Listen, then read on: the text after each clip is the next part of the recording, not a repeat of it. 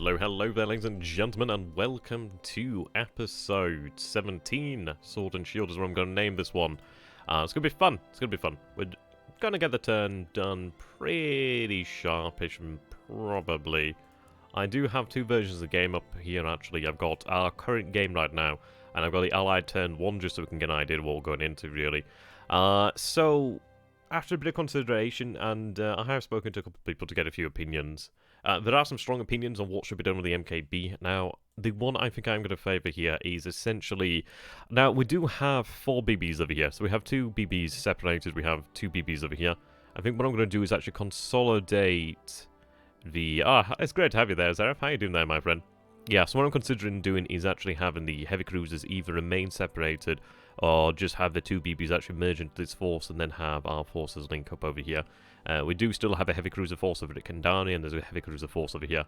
But essentially what I'm considering doing is taking the 4 BB force to go and bombard at Ambon. Now, we did that last turn, and we did cause a bit of damage to his aircraft, so obviously we do want to increase that. We want to knock out that airfield. We haven't done so. The difficulty is we're trying to do it at night, which is safer, granted, but we're not as effective.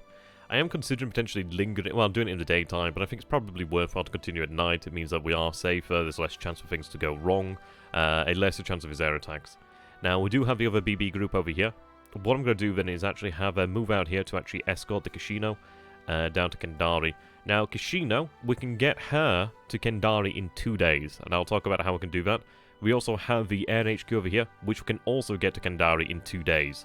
It's a similar method. Essentially, what we'll be doing here is cruise, then full speed to make it to Kendari. That will allow us by the 17th of December to have a Air HQ and a actual Kashino AKU over here, also increasing the amount of supply. Now, what I'm going to do with the MKB is I'm going to have it either head directly to Kendari or actually to the central area over here. I'm leaning towards the central area, the reason being it actually does give us complete security in said area. And, well, essentially it's unexpected. I can imagine he's routing every single submarine that he has in the area over here. Rerouting. I forget which one's the English and which one's the American one now. Essentially he's going to have all his submarines probably pile into this area. So we're going to try and avoid that, go for something unexpected. It also helps us to consolidate over here. Now, once this area is actually consolidated, and what I mean by consolidated is it actually can sort of look after itself. The first part of that is actually getting a Air HQ established up at the front lines and being able to run naval torpedo strikes without any problems. The reason why, and we had discussed this, me and Infinite had discussed it potentially going into this area over here. It is a bold idea. We were discussing maybe moving full speed to this sort of position here to try and strike over here. But the issue is we are definitely low on torpedoes. We only have 3 torpedoes of the, I don't know how many we can actually have in total. I'd have to take a look. So it's one of these of, it's all well and good if we're going up against AKs, and I think we will still have the opportunity to go for said AKs. Once we actually have, I mean, this is, we can actually shift the G4s over here to actually have the naval search. I could actually shift the H6K4s over here as well to have a naval search. I may keep the H6K4s there for now, but I might shift them out here. I think having the G4s, I might even shift the second group of G4s over here to Kendari. Perhaps. I'd have to take a look at what we have in terms of aviation support. But essentially what we're looking to do here is really branch out with the naval search. Obviously with naval search we can still attack as well, which is good news. We do need fighters down here at Kendari to really consolidate. That one's going to be a little bit harder to come by because we don't have a huge amount. The beauty as well is we could potentially lower the amount of fatigue on the mini-cadettized carrier aircraft. I'm not going to do that yet until we know we're safe in the area. But that's essentially what we're going to be going with. What I'm also going to be doing is we do have 1 Naval Guard unit there, 1 Naval Guard unit. At least most of the unit is there. There's another part over here from Monado. That's going to be heading south. I also do have the APD group over here with the engineers. Now, what I'm considering doing is rather than having that head into Namla, is instead to have that link up with this group over here. And then they're going to directly move upon Kopang, perhaps. I'm considering that because it gives us a good strike force. Another alternative is to have it instead move to Makassar and take the regiment from Kendari. And to be honest, I'm just enjoying taking the piss here. I like drawing all these arrows to make it confusing. It's quite funny, actually. I should use different colours, but you know what I mean. I've got a bit of a awful humour. So that's what we're going to go with there. A cheater. Oh, because I'm using arrows? Oh, dear. There we go. Oh, I'm talking to Zenith, okay. I might cheating on you. Oh, dear. It's good to have you there, there, though. Yeah, professional arrow drawing, indeed. Good to have you there, Major. How's work going? Hope it's well. Well, then again, I suppose you might have time. You'll probably have time off now, won't you? There we go. Silver linings to everything. Me how? But there we go. So what we're going to do then is take the Nagato and the Mutsu. That's good to see over there. Now, let's see. So we've got 1, 2. So there's 5 DDs there. I'd like to have more. Okay. You're doing like some sort of limited. Okay. Well, as long as you stay safe, man. As long as you stay safe. Now, what I'll do then is take another 2 of these over here, then. So it takes us up to 12 ships. So we have 4 BBs, and we have, obviously, 8 destroyers over here. So at least that's 2 destroyers per ship, which is not amazing cover, but it's decent enough. So what we can do, then, is actually change their reaction settings here. Have them set to bombardment. I'm not going to allow the escorts to bombard. They're going to retire as well. They can actually then retire back towards Kandari after the bombardment. So I can set the Kandari base as our home base. Now, how much fuel do we have there? Still some fuel. 475. Okay, so we need to get tankers moved into the area. Now, I do have a oiler over here at turn out. Turn out for what? But I'd like to get another either tanker or oiler shifting down here. We need to obviously keep fuel moving down here especially. Maybe 2 oilers might be alright, but I do need more of an escort over here. We do have a couple BBs though, so that's not too bad actually. I could probably get a tanker. Oh, we do have a tanker there, the Moji Maru. We'll have to take a look at that. There's another tanker there, the Matsumoto Maru. Okay, that's good. Right, so they're going to go and bombard. So take them off there. No. So we'll go for the bombardment. We'll bombard Ambon during the night, and then they'll retire back to home base. So what we're going to do then is set the bombardment for... do you have easy bases to take with fuel? It's a good question really, isn't it? It is a good question. I believe there's a base in East Borneo, a reasonable amount of fuel. Yeah.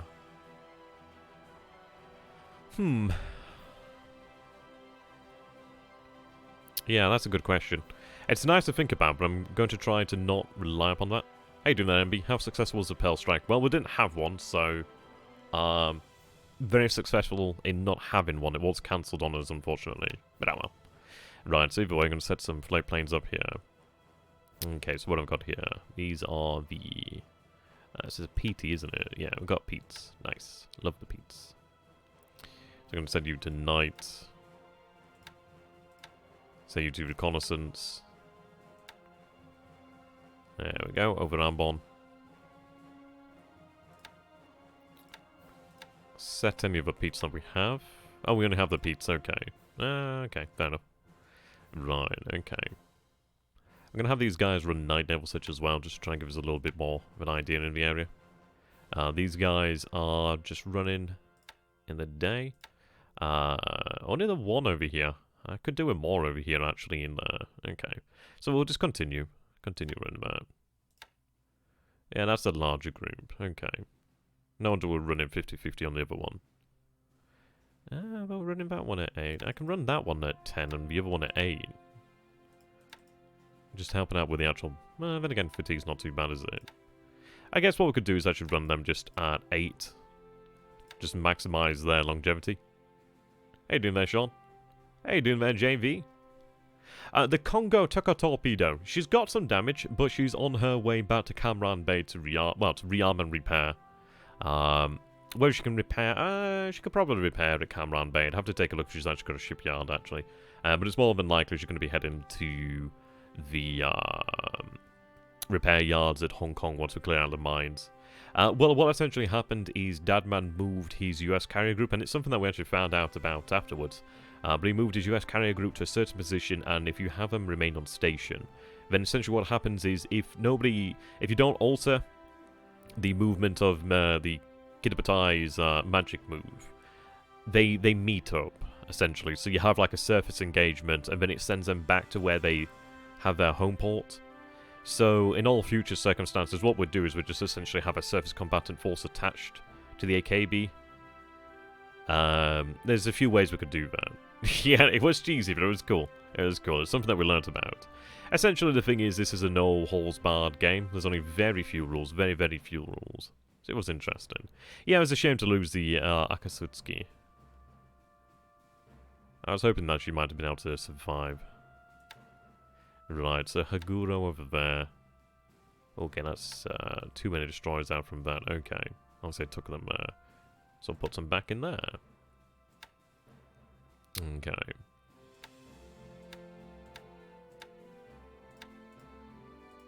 Take another 2 there. So we're down to 10.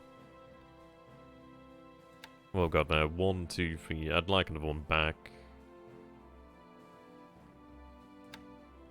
Okay, so we're at 12, 9. I can link up another force over here. Yeah, no, it was a Fubuki too as well, so it's pretty useful. Right, so they can head. So the thing is, we were initially going to head over here. What I'm thinking about doing then is, let's see. Right, they're going to merge with that task force, which is good. I could move them straight down here, and they'd arrive pretty quick. Which might be useful to do to actually give us additional aviation support. Do we not have any at the moment? We should do. Am I misreading that? Yeah, aviation support, there we go. Yeah, that sub sank, unfortunately. But that was just one thing that got missed, really. Right, so they're heading for Kopang. The issue is they're so goddamn slow. They are really slow. They've got 13 hexes to go, and they're going to move 4 per turn. It's going to take them a long time, but at least we can actually cover that advance south. And take a look at these guys. These guys do move faster, which is good news. So I might have 1 land. I'd rather have 2, to be honest. It's better to have 2. It's going to take a little bit longer because these guys are heading out as well. Well, they're heading out separately to Kendari, which I'm going to do. I'm going to get them to move out separate. Oh, then again, I can actually just have them head straight for Kopang. Let them catch up. They'll make good speed. We do have a full set to merge with them anyhow. If I remember correctly. Right, that AD is handy as well. I could have her begin to move. Well, I could have her move separately down to Kendari. Yeah, the one at Pearl sank, which was unfortunate. Yeah, we're playing against a opponent. We're playing against Admiral Dadman. He's one of the moderators on the One of Pacific Admirals Edition forum. Very good player. A very experienced player. Okay, there we go. So you're escorting that. What I shall do... So I could have these guys head out there to link up with the MKB. How do we have here then?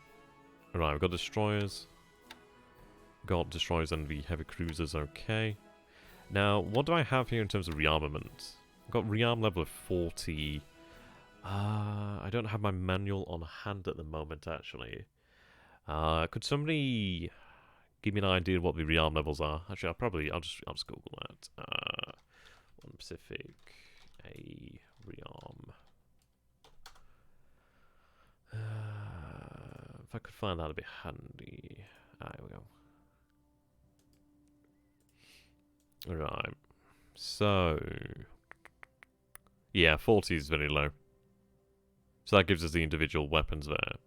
Oh, cheers. Yeah, if you could give me an idea of what naval support we need, or rearm points we need for the DDs, that'd be appreciated. So I'm considering, I could probably get the AD. It is better to have the AD move south as well, actually, because there's the ability to rearm there. As well as the AKE. I will need something in there. 3-inch weapons, okay. That's great. Okay. So, this task force over here moves 3 per phase and 6 in total. So, we've got 13 to go. But what we're going to do is we're going to have 1 turn of cruise speed, which is a good idea because it puts us further to the north of Ambon. But what I'm going to do is put a waypoint here. Put the waypoint there. 2,200, yeah. No, wow, that's... Okay, no, we're still looking good there. Still 13 hexes, let's count that. So 1, 2, 3, 4, 5, 6, 7, 8, 9, 10, 11, 12, 13. Yep, that's fine. It's better to go this way than down here. We could even potentially have it move this way. I'll see how that looks in terms of waypoints, if it's more or less. Okay, there we go. So we'll take a look at that. Still 13. Let's see. 1, 2, 3, 4, 5, 6, 7, 8, 9, 10, 11, 12, 13. That's good. Basically, 250 gives you 6-inch guns and under. Okay, so we definitely have to rely upon the ADs. That's for sure. So you guys move at 12. I mean, it's saying 11 then, actually. Alright, you move 10, which is less than stellar. I do have some patrol boats out here, though. They're set to merge with Task Force 12, but what I can do is actually peel off 2.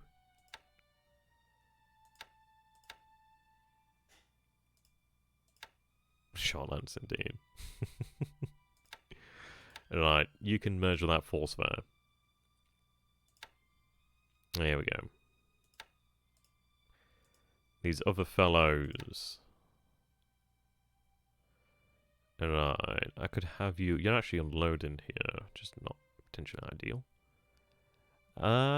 Let's see.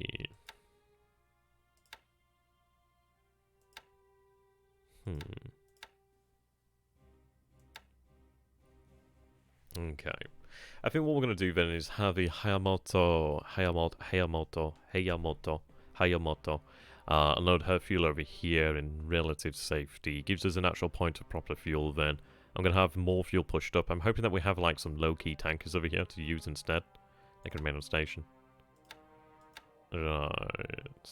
I have some DDs over here, so that gives me a lot to work with. So they're going to head down here to Kendari. Now I'm going to use this as a surface reaction task force in this area. They don't have their full munitions load, but they're still good. Okay. Yep. Yep. Oh, wow. It's nice to have all janks, isn't it? Might have some run night. It may pay off.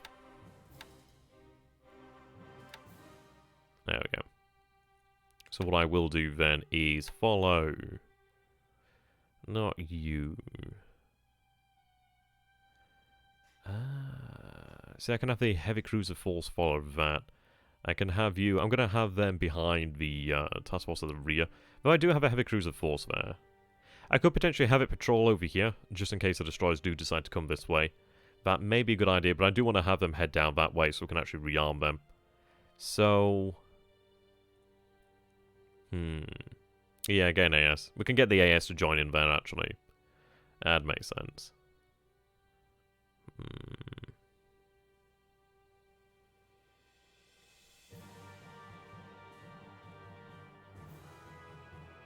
Okay, well, they're going to provide protection in the area anyhow. So what I'll do then is I'll have it follow Task Force 252. Now that is set to 6 hex reaction. Yeah, but we'll want a Kendari. Well, we'll want to be able to rearm subs at Kendari soon. I could leave it there at turn 8 for now, because obviously it's got fuel source there as well. I don't have a huge amount of subs, but it would be nice to be able to rearm close to the front if needs be. It's not a priority to move it immediately, but we'll see what we can manage. I could give it a destroyer to actually act as an escort. Alright, so we've got a heavy cruiser there. You can act as the escort over here. There we go. Alright, TO. Yeah, we've got 4 submarines moving into the area here as well. I think I'll have them refuel from turn 8. I really wish I knew how to pronounce it. Yeah, so down to 74% fuel. Let's see, Google Translate. Let's actually learn how the bloody hell to say it.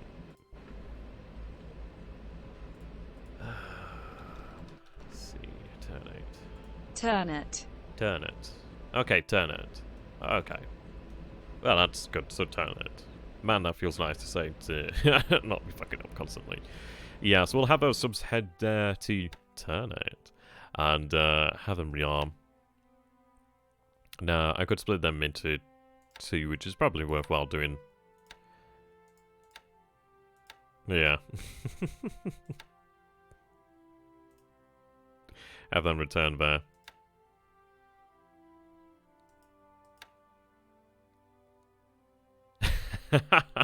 Yeah, sometimes you look at these names, you're like, it's got to be harder than that. There's got to be something we're missing here. I really do need to take a look. Infinite actually made a note sheet for me to take a look at, actually, about dividing. And so I had discussed that we also divide these submarines into different divisions. Essentially like different divisions to cover different parts of the Pacific and etc. And then organize them in such ways so we have each division able to be supported by its own sort of like ASs and etc. Essentially just like give them a proper organization to work within. Okay, they're heading that way. They're both sent to reaction, which is good. Alright, there we go. So that's 4 subs moving that way. I also do have this. Okay, probably worthwhile giving them cruiser support there. Right, we'll give them cruiser cover. There we go. Yeah, no, I think it makes sense. It's one of those of, well, if we establish them a home base as well, so essentially like a main base, and then like potentially like subsidiary bases, it would make sense. Yeah, that's the idea. Yeah, having them set up into packs as well. It's going to take some time to implement. Well, it'd be quicker if I actually read the thing. I will read it soon. That's a large force there too. That force moving in there, okay. Then moving down there with the road construction, which is going to be really nice to use. Yeah, no, exactly. That's the idea we need to go for. Right, good. I've got 2... Right, good. We've got 2 low-capacity tankers. That's brilliant. Okay, get them loaded. One already is, which is nice. Suru. 15. Yeah, no, absolutely. We do need to do like a wholesale reordering of it all. Right, I'm moving 23rd Flotilla. So there's loading supplies right now. Don't need to load that many supplies, but it's good to have them. It's good to have like plenty of supplies moving to the area. Okay. I'm gonna have them move that way. I'd rather have it move down the more protected way.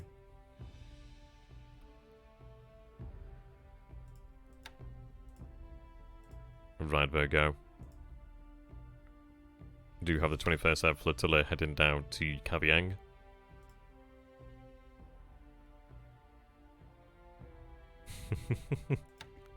Right, we'll get them sorted then. It's worthwhile doing then, isn't it? Okay, so you're instead going to cover... Hey, doing then, Norbert? Good to have you, my friend. Not seen for some while. Yeah, convoy escort. I'm looking forward to that. We'll have to talk about that one. Right, so we'll double check then. So, AD is going to have a pair of patrol boats meet it. Okay. I think it's going to be intrusive. Ooh. Everything's alright.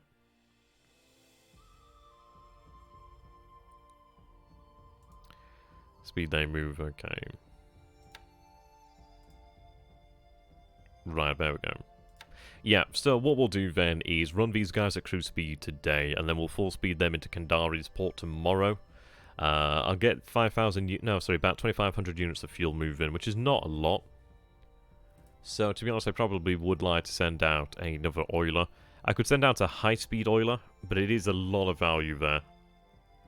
We could even send out the Akashi to give us that repair capability. We also do have 2 of them. It's something to bear in mind. It's yeah.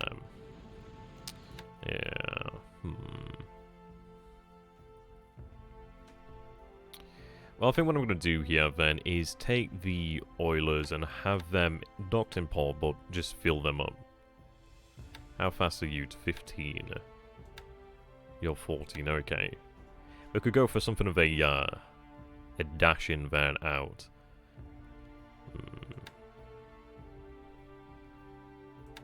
But I think probably what the better idea then is to use turn out. Yeah, that's it. Was it turn out or turn out? One sec.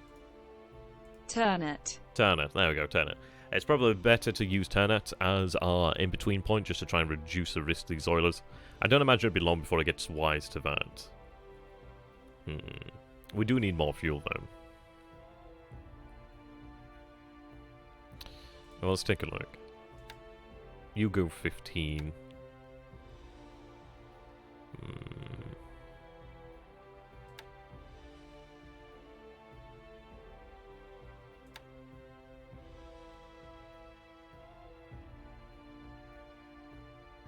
Yeah, I'd imagine so. I mean, that is a lot of value there. But we do need that fuel. I can give it additional escorts. How do you guys feel about that? Do you think it's too much of a risk? I mean, we do have Sturmgurkan over here, which is worth some in of itself. Not as much, though. But it does have depth charges. Obviously, it has the guns over here. Dual-purpose guns. I think they would be sufficient to ward off submarines. It actually got decent AA there. I would like to give it additional escort, though, to be honest. Issues I don't really have it here. So we could do it. It would give us the fuel that we need over here at Baldoir pretty desperately. We'll get that fuel moving down there. It might be safer to go for something like this, as it's a level 3 port. I think I might go for the safe option.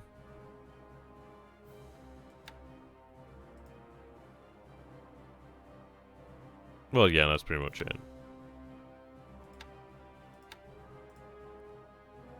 Right. So I do have DDs over there. What I could do then, let's see, how quick are these guys? 14, but there's like some real slowpokes down there, which makes that take significantly longer. Do I have AKs? I don't here. What have I got patrol boat-wise? 12 knotters. 100% fuel. I'll have the 12 knotters go out and meet them. That gives us some additional coverage there, then I could probably take out the destroyers and have them act as like a separate surface task force. Okay, so they're moving out there. There we go. Okay, so we've got the G4s here.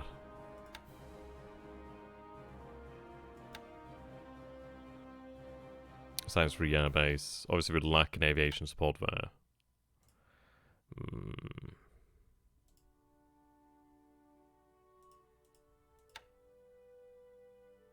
And there is something to be said. I mean, how do you guys feel about this? Do you think it'd be worthwhile to actually establish a air HQ at Monado tomorrow?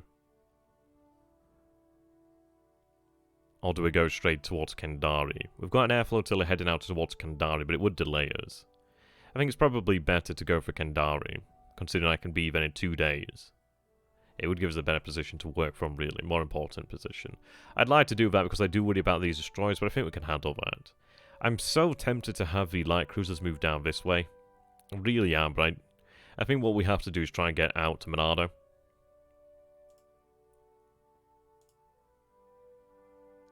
I tell you what, it might be better to actually have the BBs just act as a patrol in this area.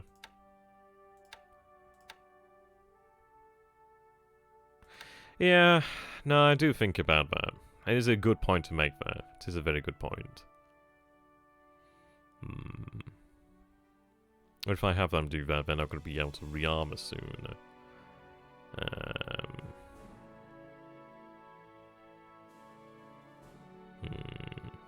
Yeah. Yeah, true.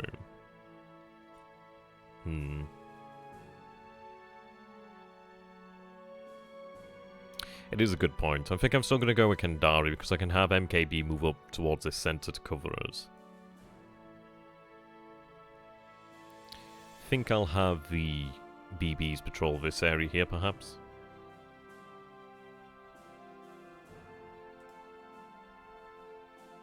Oh, do I?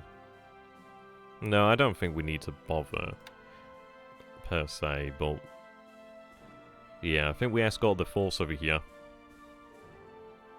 Yeah, we'll stick with that. They're still on 6, aren't they? So they'll still react. These guys over here are set to naval surge. Well, we don't really have a good idea where his subs are right now. It might be worthwhile to take some of these G4s, split the group into 3 and take some of the G4s and actually have them run ASW. Not really because they're going to actually do anything about it, but maybe just so we can actually figure out where his subs are. Perhaps, anyway. I mean, they're running real heavy at the moment.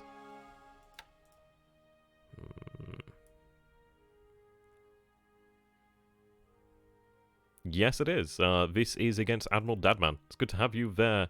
RFG, sorry, RAG, Ragarau. That's a brilliant name. I love that name. That's singularly fantastic. I like that. You can stay. You can stay forever. I like that name. Oh, shit. Okay. Oh, dear. Okay. So I could either move that unit... so I could move that unit over there, which has got 14 non-damaged. So I'm going to have them move down to Kandari this turn. Move them there. And then, looks like they all made it, which is excellent. Then I'll move this unit. Yeah, well, what I'm thinking here is we move these guys to Bernardo. Then have them split, or so I can get the rest of them as they arrive. Or can I not split it now? Have I done myself? I've done myself, haven't I? I should have split it beforehand. Fuck. Okay, well, I did myself there. I can run ASW down here, so it's no big deal. But I should have really thought about that before I did it. Okay. Not a major problem. It's just silly. It's one of those things I should have done, really.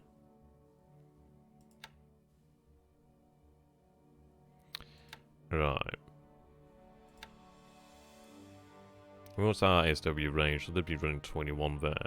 I'll run it down to 18, so that's going to give us about 9-ish, isn't it, on Naval? I'm sorry, ABA. Yeah, on ASW. Not brilliant, but at least it covers the area. I could run these guys, sorry, Aviation Support, but... Oh, God damn it, you know what I mean, ASW. But I'm going to run them Naval Search still. So kind of done myself with here, but one of these guys can run ASW.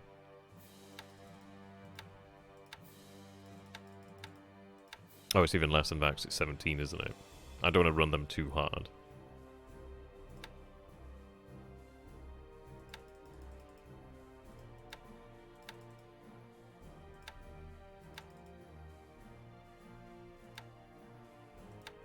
Right, Naval Search.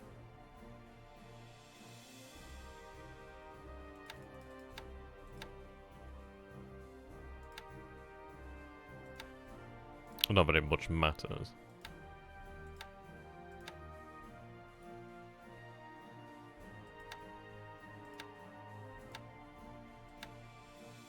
Okay. Right, that's fine then. So we're going to be running 2 groups with Naval Search there. Now, I could move the H6 K4s, but I do kind of like the fact that they are in that position, because that does give me the ability to see into the area over here. I'm somewhat considering moving something over here. I think we'd have to be really quite careful about what we've moved over there. So it is very likely to be attacked. Still probably worthwhile doing so. What I could do is actually move the Dinas. Move the other group, didn't I? Okay, they're in reconnaissance right now. It's no bloody use to me, is it? Right. So what I'll do then is I'll move this group over here to Jolo, move the rest of them as they arrive. Do 70-30.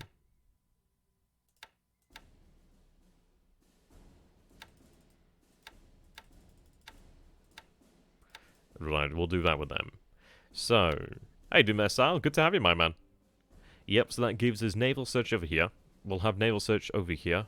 Naval Search down here at Kandari. Naval Search there at turn 8. Turn at. Still sounds weird. Turn it. Turn it, yeah. Okay, still sounds weird. Would have had also ASW here, but I bloody buggered up.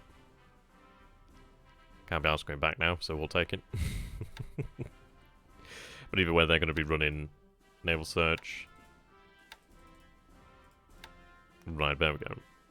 Okay, so, that's good. So we've got 17... How does 17 look? That's 18. Sotabaya is Soyabara 15. That's 17, okay. Down here, how's Kopang? Kopang is 10. Have we got range to Darwin? I don't think we're too far from Darwin. Yeah, 1 hex from Darwin. Okay. It might be worthwhile to run them a little bit extended, but I could just actually move the H6K4s up to do that. I'm keeping the H6K4s over here because they still need to repair. 2 days and then 15 days. That 15-day one's going to take ages. But we are building that group up. Not too far. Fatigue's not too bad. I could up it to 25 perhaps for a time, but it's probably not worthwhile doing so. It'd be better just to move them up. Right, okay. So yeah, this is what I like about this campaign. We've got significantly more things to work with where we need them to be, which is always a nice thing. So, the good news about Kandari is I don't have to protect Kandari as much now. It is probably still worthwhile. It's definitely still worthwhile to have a surface action group here, just in case it does come into bombard. Now, you're lower on endurance. You're not brilliant, but I can have your main here as a protection force.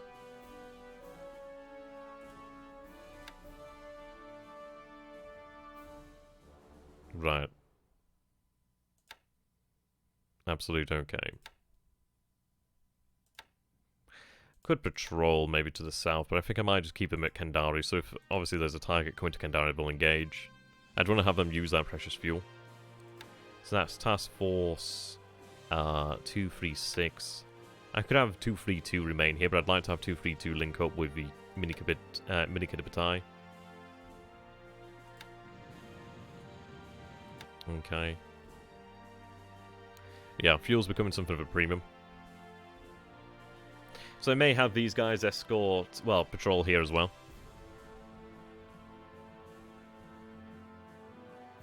Though it might be worthwhile to link the MKB up with another surface force. Something to take into consideration, but I think we're okay. We're going to have MKB move north, so we should be moving out of the way of danger rather than towards it. So I think I'll have these guys act as another force right here. Trying to reduce the amount of fuel usage so I can get it out there. I don't know, I don't need them getting in trouble right now either. So that gives us that. You can head out and meet the MKB. Merge. Yeah, you'll arrive there pretty sharpish. Now, what I'll do then, have them, let's see, there's the Ocean Shallow Hex about there. Let's see. Right, Ocean Shallow, I'll have them head towards that area there. So they're they're moving 4 per phase, so they'll arrive. Yeah, that's good. Okay. So they'll be here tomorrow. They'll be in shallow ocean, so they'll be able to look after themselves significantly better. The benefit as well is it also does give us potentially range out over here. I could even move them a little bit closer, like maybe that area, and be able to actually attack things in this area, which might be worthwhile doing. I don't think they'll be able to make it. They'll be able to maybe hit out at things like that.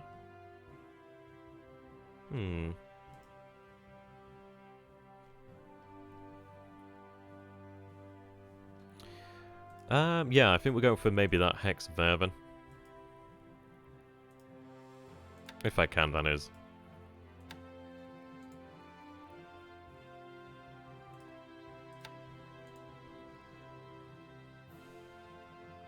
It's not a range. I need to really get to like there for them to be in range of like Samarinda or Balapapan. I think there's probably wiser.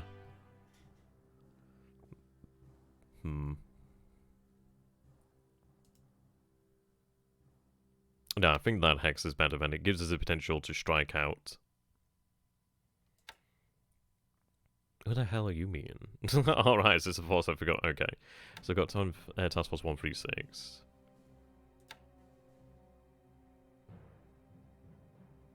I'll move you in there then.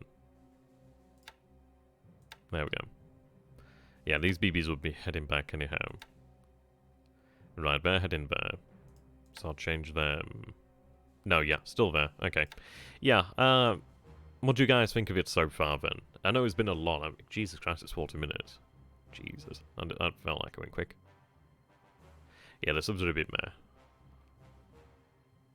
Yeah. No, you're right there. You are right there. Which is why I'm going to opt for that position there. Could maybe go for that. That's within range.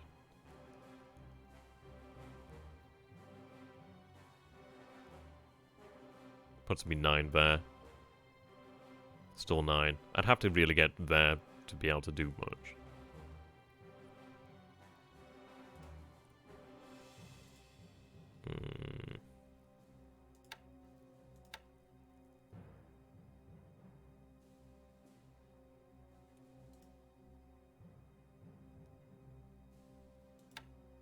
Yeah, it's not going to happen though, so.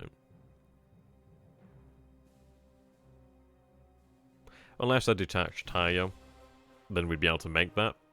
But probably not worthwhile. Shocking to see a little bit of engine damage already. We haven't really pushed them very hard. We'll go for that then. It might give us a chance to strike out there. At least it might give us... essentially what it's going to do is give us a chance to control this area here. Which is nice. So if he moves these guys there, we might have a chance at getting them. Okay, I'm going to move you full. Try and get you the hell out.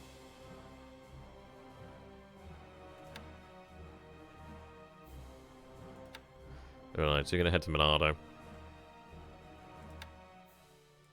Have them return to Monado. I set their float planes for 1 day, 1 night. Probably better off just doing 2 night, actually try and avoid them if we can.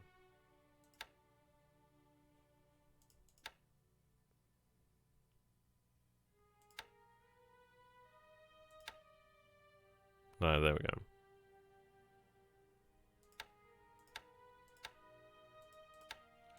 And then at least that gives us 2 light cruisers I can use to like fast transport things around here. Yeah. But no, it's looking good. We're going to have a lot of naval search. I mean, we're going to have these guys out here which can reach out to 11. Which gives them coverage over Tarakan of this area. It gives us nice naval coverage over here. Naval search in this area. Which is good. It covers a good chunk of the actual Philippines. Which I'm happy about. Now then. I also do need to change things over here. Now the issue we've had, and... yeah. So we've got a 64 aggression bomber commander. We've only got a 31 aggression escort. Which is why these guys go out and the other guys didn't. Yeah. I just need to recover them. Okay.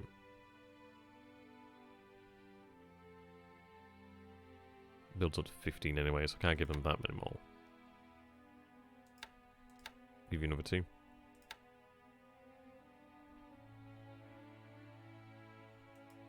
Alright, okay.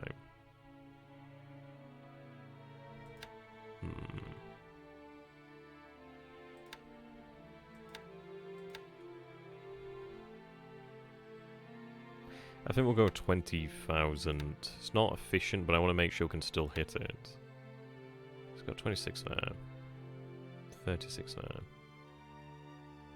We'll hit Manila's airfields instead.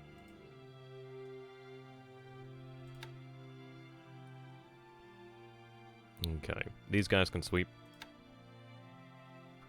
I'm going to move some K-27s over here to make sure we don't have to run cap with the zeros.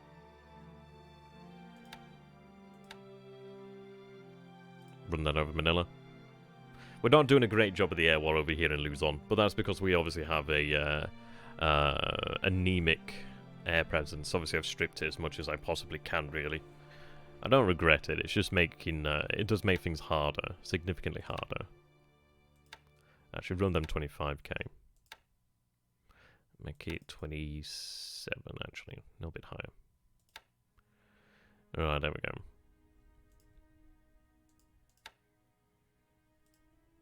So Manila. So aggression, so they're going to have those guys there. Give them a better commander then. Okay.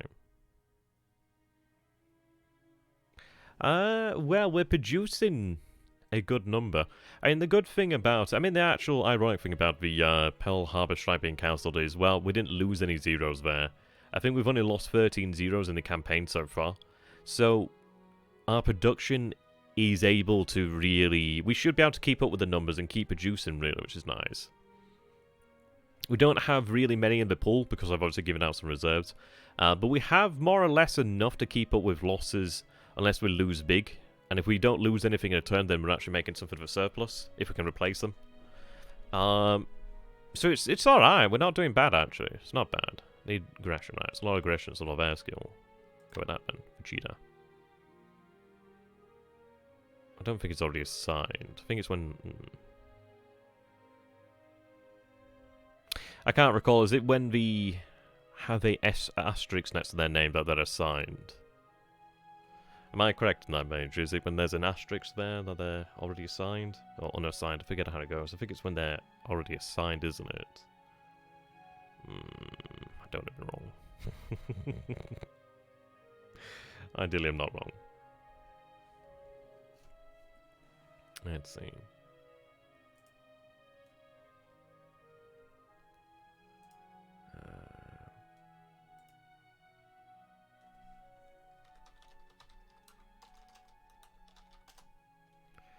Right. Oh, they're a pilot in the unit. Okay. Ah. I think we can go for that. Maybe I'll... I don't know. I wish you could tell you if they were already assigned. I don't think they're already assigned, but it's... I think we're okay. But I think we'll go with somebody with the asterisks then. I mean, he's not bad anyway. Aggression's good, so we'll go with you then.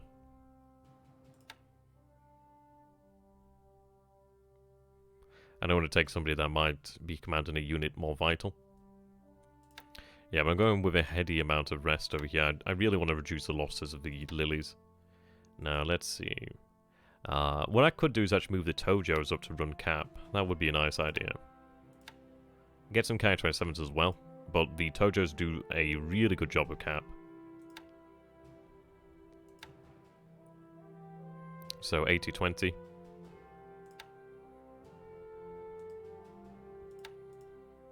Some 27s would be nice as well.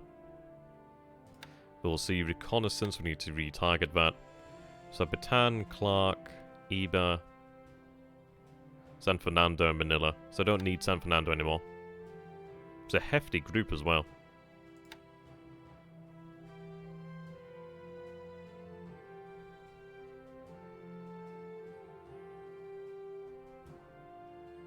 Go with Lingayen. Okay.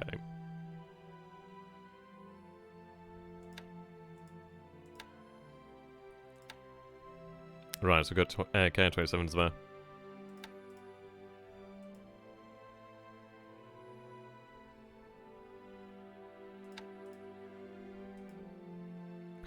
We'll take a look at that in a moment, actually. We'll take a look at that in a moment. Right.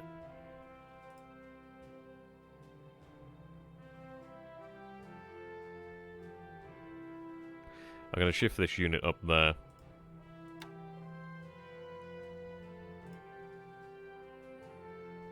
Okay.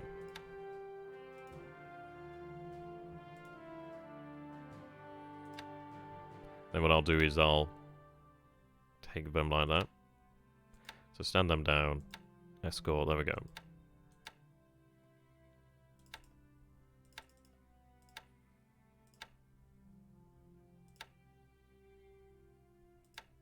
Okay.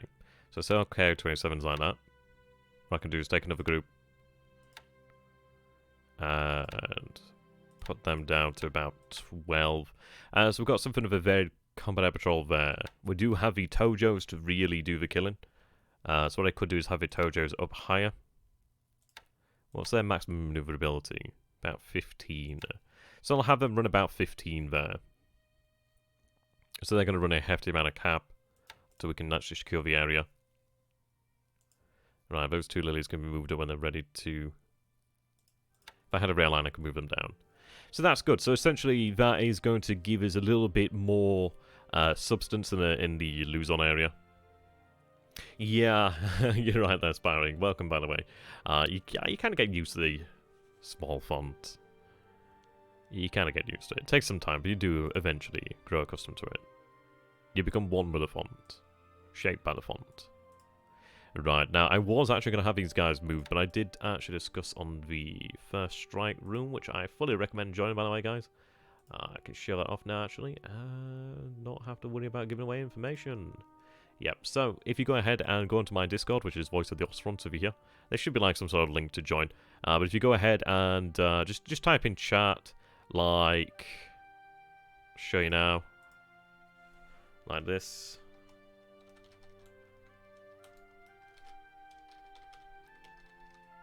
And do that, then I'll give you permission to join that room, and you can join the discussion. It's well worth doing.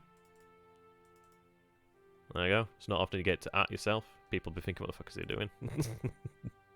Actually, I'll put a link in the Discord here in case you guys don't already have it. AT, son of a bitch. Sassy fucker. You owe me chocolate. Alright, okay. Oh, actually, can I make a direct link for that? Oh no, that's invite people. Never mind. Generate link. There we go. Wow, was that if you're on it? There you go, dude. I haven't given you anywhere else. Oh, I play in Oblivion. Ah, a connoisseur. There we go. Post the link in the chat. And there you go. Click that link, you'll be able to join, and then I'll add you as I get a chance during the stream or after the stream. It's well worth doing it. I'm going to use a... Let's go with a orange. I like orange. We'll go for like a sort of...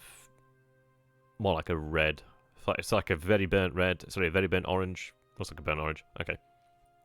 So, essentially what we're going to do here then is have a halt in the Philippines temporarily. That is due to the fact that we do have rough terrain over here at San Fernando. Now, here is clear terrain. Here be clear terrain, essentially, but less dragons. He will have a division unit at Lingayen. It's not full strength. It's around about a regiment strength, about, yeah, a strong regiment, about 150 odd. But the issue is what we want to do is avoid it for the time being. The reason being that's clear. We are awaiting reinforcements in this form of the 2nd Division, which will be arriving in a good few days. I think it's about 5-6 days out. What I'll do is obviously have it then like land at different bases like this, and just try to accelerate the loading process, sorry. So we're going to hold there. The reason being, we're going to assemble the division in its whole, in its entirety really, but we don't want to move down here to Lingayen and then be faced with him able to muster a large amount of force. So he's got a lot of forces over here in this area, and they are able to defeat a division. So what we're going to do then is hold until we are reinforced and we have enough AV to push. The 65th is going to be moving to that position. It's going to take them about 2 days to arrive anyway, but then they're going to hold in that position, which I think is Jungle Rough. I think that's Jungle Rough, which is ×3. That's ×2. So essentially what we're going to do is hold for the time being so he doesn't have the means to go with a counterattack. We're going to have the SLF move down to Antimonan to actually begin moving up this way.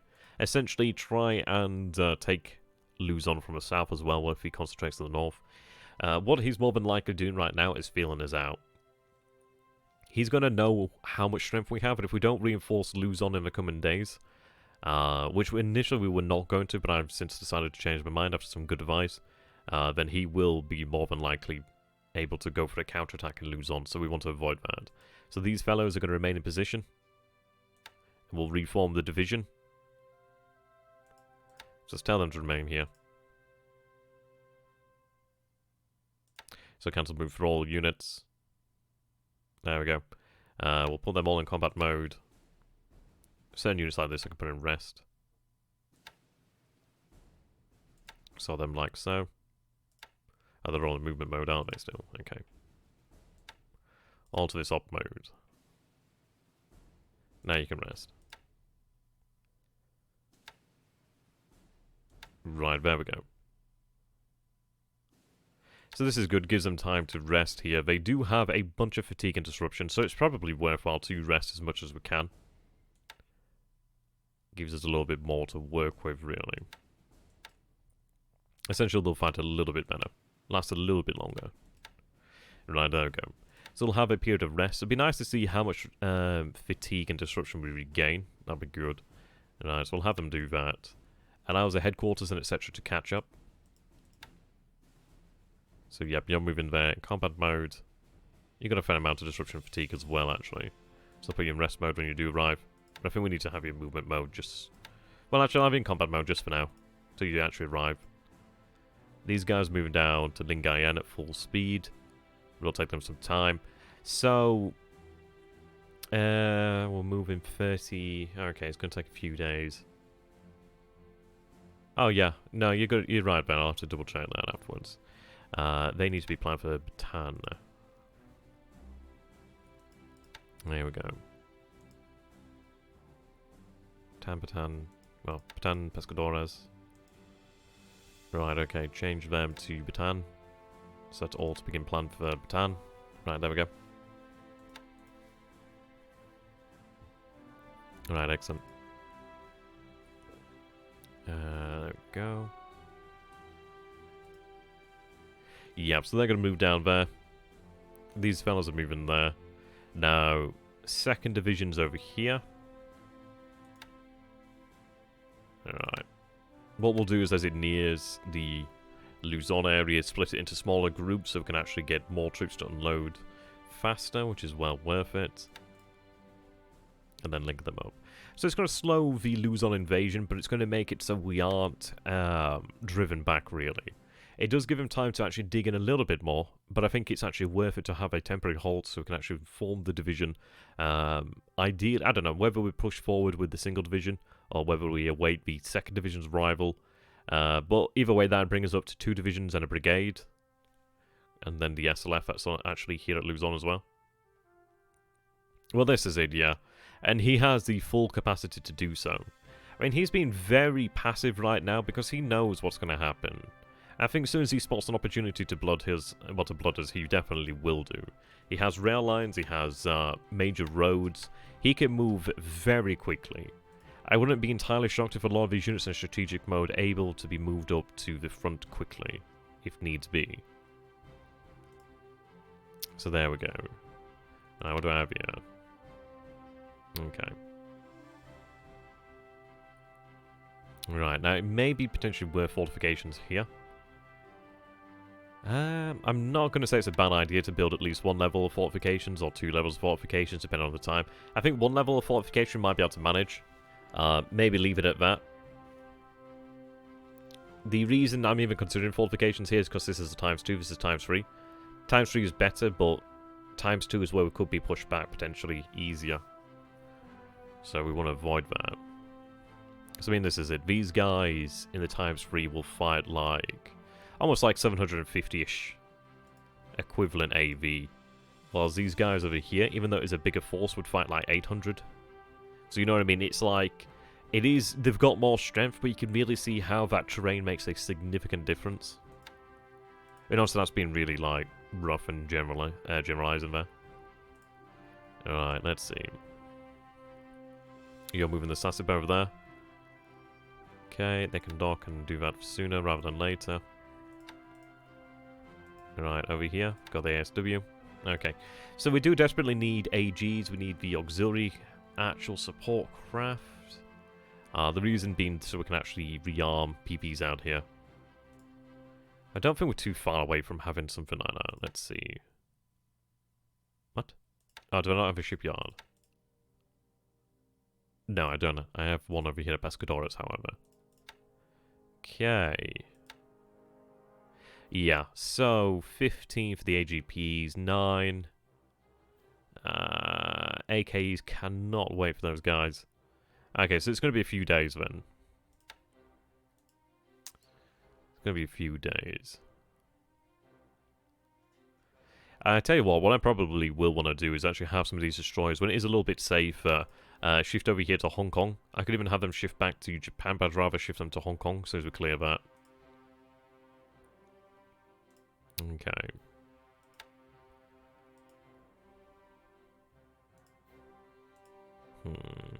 I'm going to redraw these patterns. He no longer has air support now, which is good.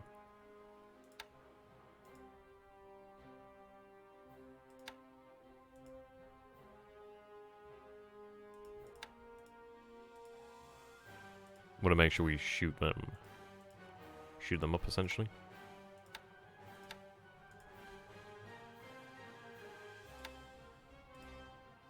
I just love all the different things that we've had to do in this campaign. It feels so alive, really.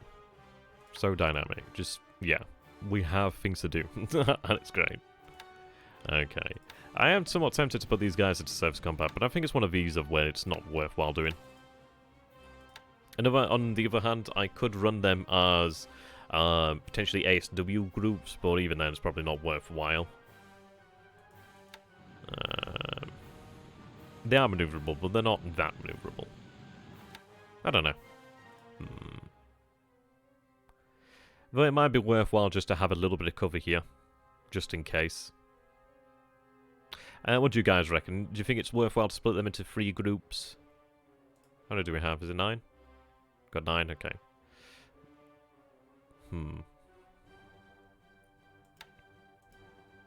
I don't know. I'm somewhat leaning towards it, but is it necessary? Though I suppose it's one of these things of what does it really cost us to do so. These guys would intercept, but it might be worthwhile to make sure that they can. I think they would be able to handle a motor torpedo boat. Though saying that, they're very slow, aren't they? So no, it's not worth it. They're too slow for it. Too slow. I think those guys would be doing like, what, 30 odd knots? So no, it's not worth it. It's too risky, essentially. Yeah, too risky. So what I'll do is have them dock there. Okay.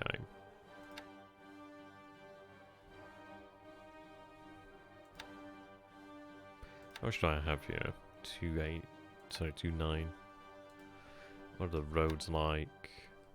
Ah, that's terrible. I might as well get them marched towards the major. Yeah, well, the midget subs, that one's going to be an evolving one. I think the way we're going to have to use them to not see them essentially wasted, because they can be pretty easily wasted, they can be pretty easily destroyed. I think we'll have to use them really when we're attacking certain areas. Could be a good one to go for. How you doing there, Racer? Good to have you, my friend. Right, let's see. What's the strength of the other unit? 43. God, it's one of these awkward ones, isn't it? It's always awkward. But I'll tell you what, we'll probably be able to replace it with something else. Okay, you marching over there to the point where the major roads are. Or I could have you even march over here to Canton to actually act as a garrison for Canton. What's Canton's garrison like? 360. That'd be good to get them over there. That would free up the divisions then entirely. So we'll have them march to Canton.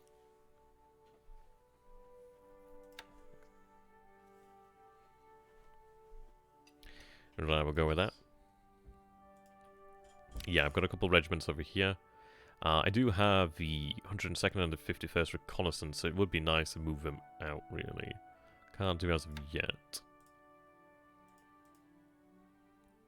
And then there's an armoured unit here.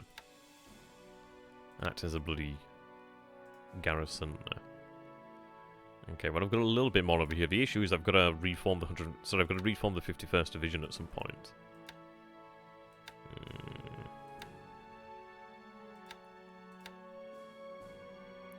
But like anything, we have to do it as something of a shell game. We'll have to fill one, fill another. Free things up, really.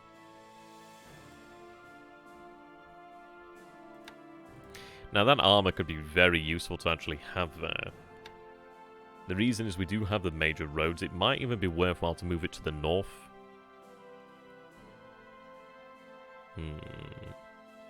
I don't imagine he'd leave Kanshian empty. There's the base of Hirapuching.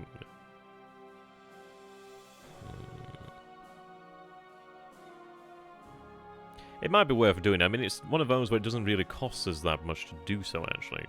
I'm not going to do it yet, but it's something to bear in mind. I'll have them move out onto the major road, so I could have them just move to Amoy, actually. Which is fine. Helps towards the garrison for the temporary time that they'll be there. Okay.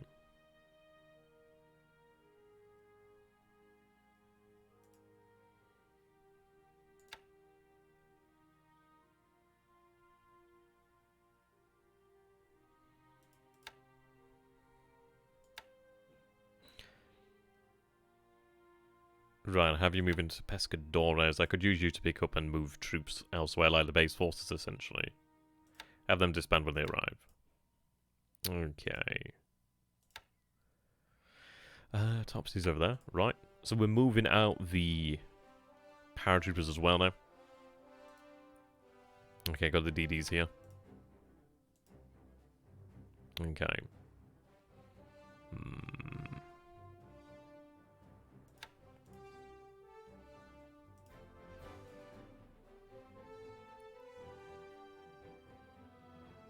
So they're all running escorts. What I can do then is I can run the G4s out to around about that place there. Hey, do that. Ooh, ooh. That's a great name. Great to fuck me up. Right, let's see. So I can run about 10. I could really run about 11, really, but I think about 10 safe.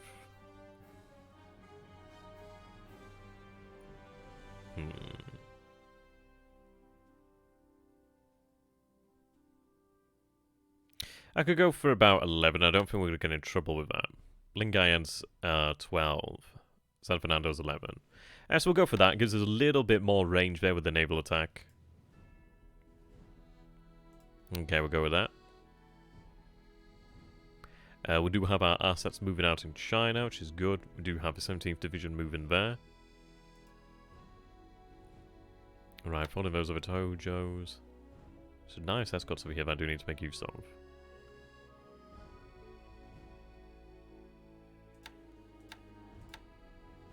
I'll have to double check how much we need. I'll have to use a tracker later on to double check this.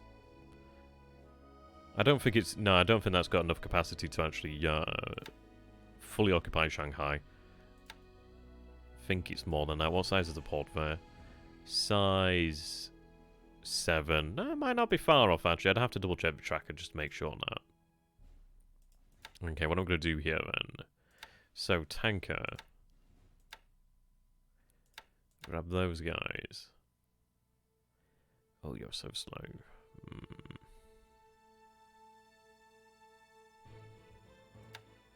Well, what I'm going to do then is have them head out there to Pescadores. It could act as a decent escort for the AP there, as we can move things south. I'm going to grab a tanker. Oh, do I have another tanker over here? Oh, no, that's... No wonder. Okay. Oh, they don't have ASW? Okay, I guess compound then. Ooh, well, I don't think we're going to get the opportunity to do that, to be honest. But we'll see, we'll see. It's hard to say what's going to happen in China, because there's really not much going on right now. It's still very early days. Gonna have to really see on that one. But it's a good question. Okay, now tanker. Right.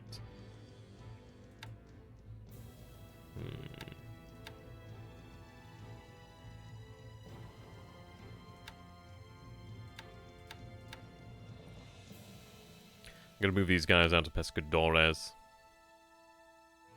It's not a lot of fuel here, so I'm not gonna draw it from here. And instead draw it from Hong Kong. Okay, so they can move out there.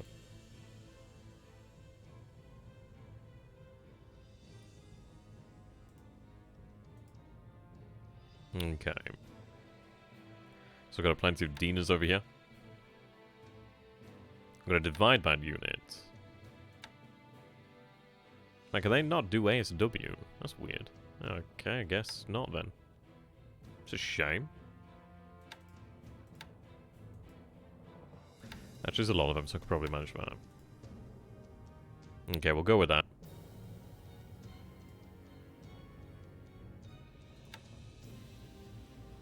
No fuel there, which is not good. This fuel over there, Laug. So I'm going to have to get some fuel moved to Luzon to make sure we can actually run these guys.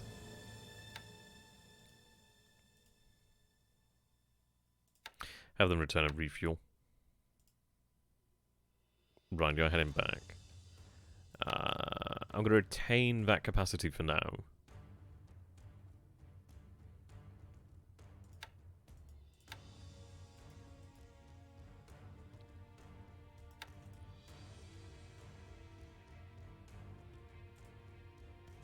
Okay. And I do also have some food that's just been brought into me, so I'm just gonna mute the mic. I'm gonna keep on playing, keep on answering questions as I get the ability to do so, but I'm gonna eat this pizza and garlic bread, because my god, my mouth is watering right now. It's hard to talk. I have to like swallow all of these saliva. Right, okay. So I'll be muted for the time being and carry on. Thank you very much.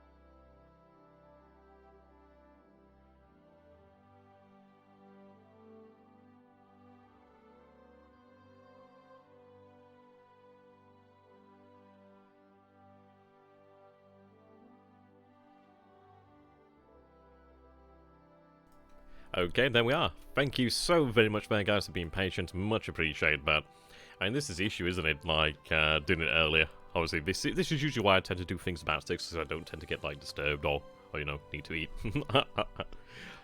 Excuse me. Right. So what I was just doing over here, and obviously we set up the invasion of Anti-Monan. Monan. In case Anti-Monan. Right, man, I've got an absolute.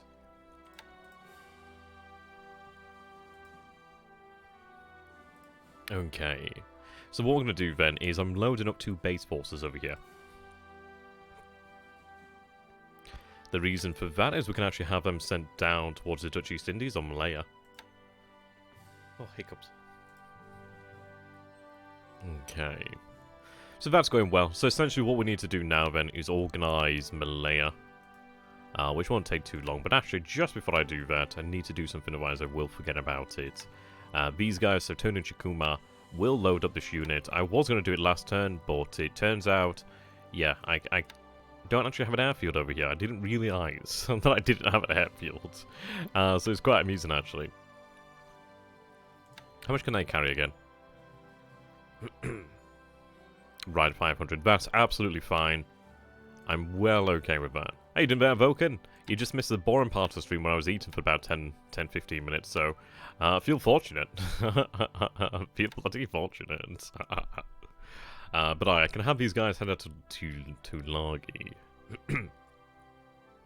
Yeah. Or even down there towards, like, Luganville, etc. I think we'll have them head towards to Lagi, though. It would be good to get some supply out there. Now, as for where to send the key to the tie... I'm not decided as of yet. Yeah, China's like a... It's really... It feels huge until you get started, and then it does feel small then after a point. But yeah, speaking of the Kitapatai, I think I'm going to have the Kitapatai remain in position for another turn. Rushlar Bambon.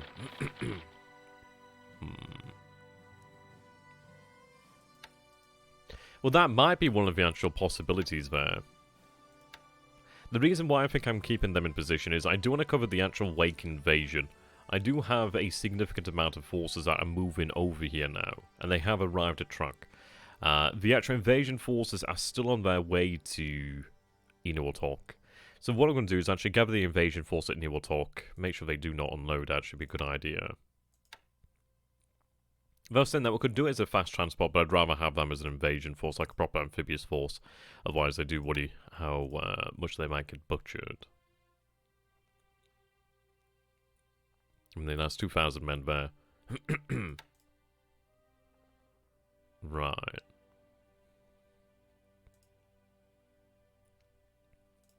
Okay. I'm hoping that it will be enough. Frankly, I'm hoping that. It may not be. But what I want to do then is essentially have the KB available to cover the invasion of Wake. With air cover, really. They don't have to remain on station long, but it's just there if they need to be. Right now, we don't have a huge amount of information where his carriers are. I imagine you'll probably know that we're here at Jalot, and he'll be looking to respect that. I am going to... Well, no, then again, is it worthwhile toning down the amount of cap? Probably not. I think really what we could do then is maybe add a little bit of rest.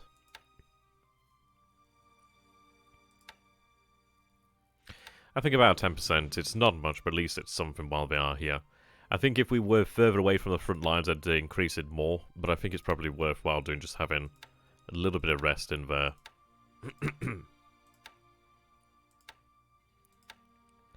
It doesn't diminish the cap, so we're not diminishing the defensive capabilities of the carriers.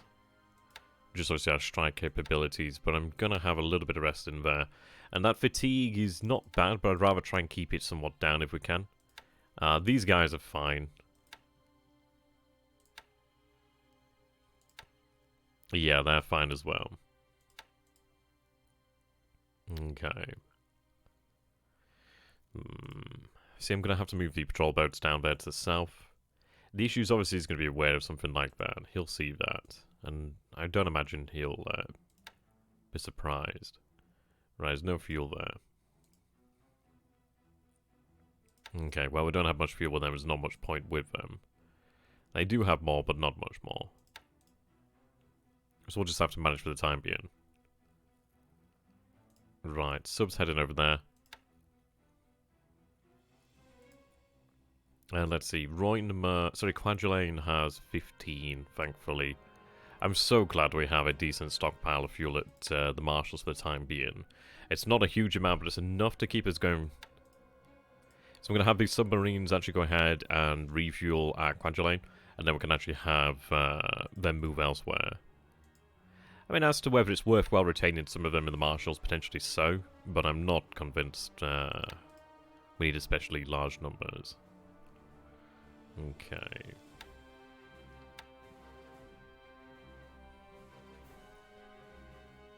There we go.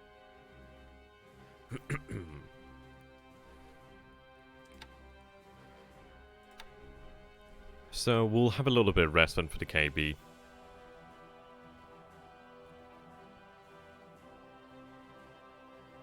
Right, still wait on these guys to be repaired. Okay.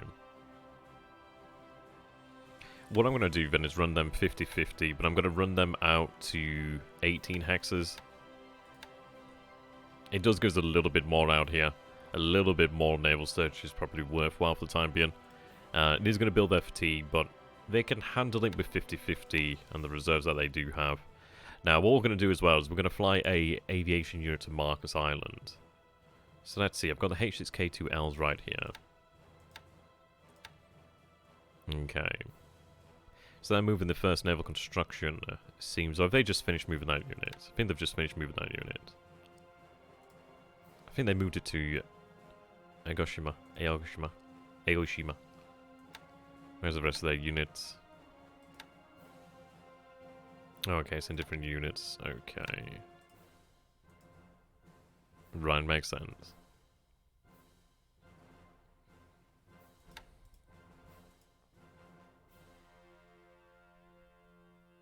It's a tiny amount of aviation support, which is all we need there, which makes sense.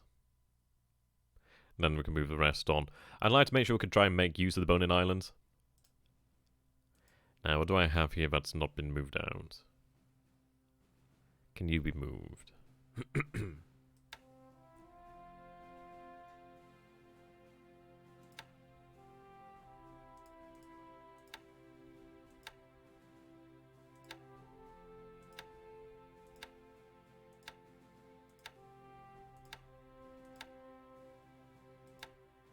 Right, okay. Do they have to be bought out then?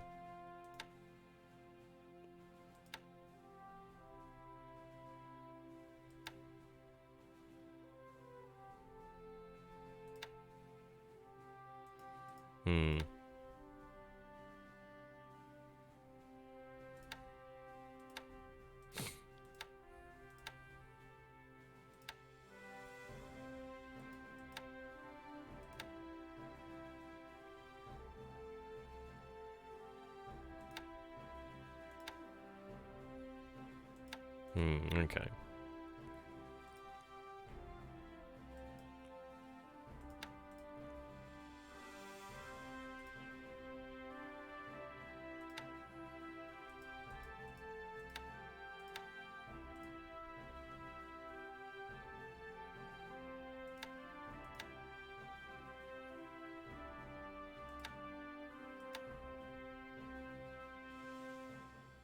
Oh, you attach a combined fleet, are you?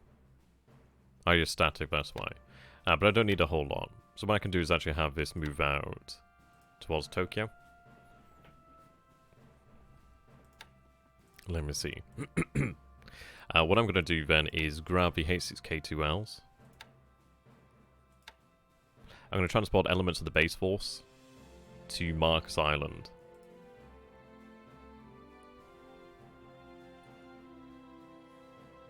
Right, we don't really need much rest right now. So we'll go with that. The reason why we're doing that is so, if needs be, I could actually put a few G4s there. So I'm just going to have a drink of water here. Excuse me. Oh, it's that garlic bread that got stuck down my throat.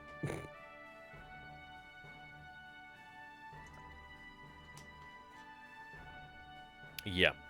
Okay. Now, the reason for doing that is so we can actually have a few G4s out there. But essentially, until we capture Wake, we can use Marcus to actually project our naval search a little bit further out there.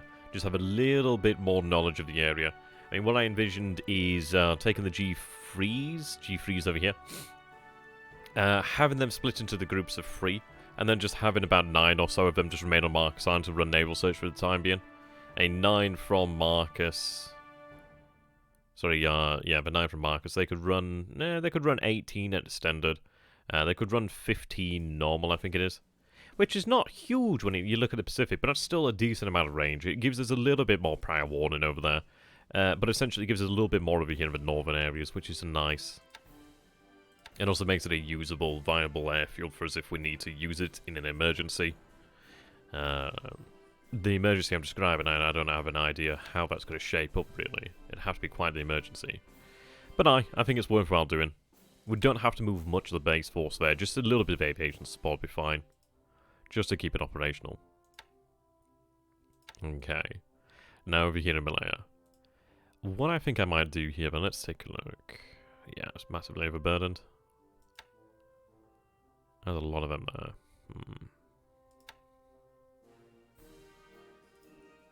Jump on. It's got 22.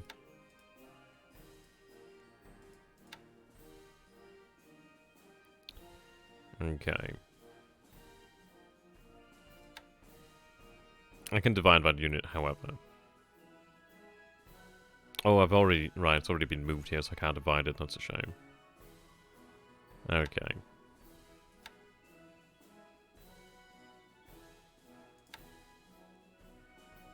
Right, I might as well just have them run naval search.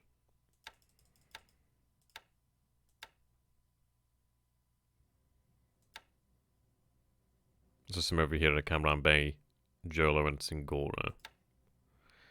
Right. I might even have it just reassemble at Jolo in the future. Should I keep it as a unified unit, perhaps? We'll see about that. Now over here.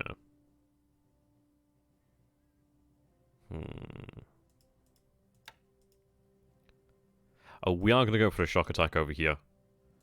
It might be rough, but I think it's worthwhile, so I'm going to give him a superior command if I can.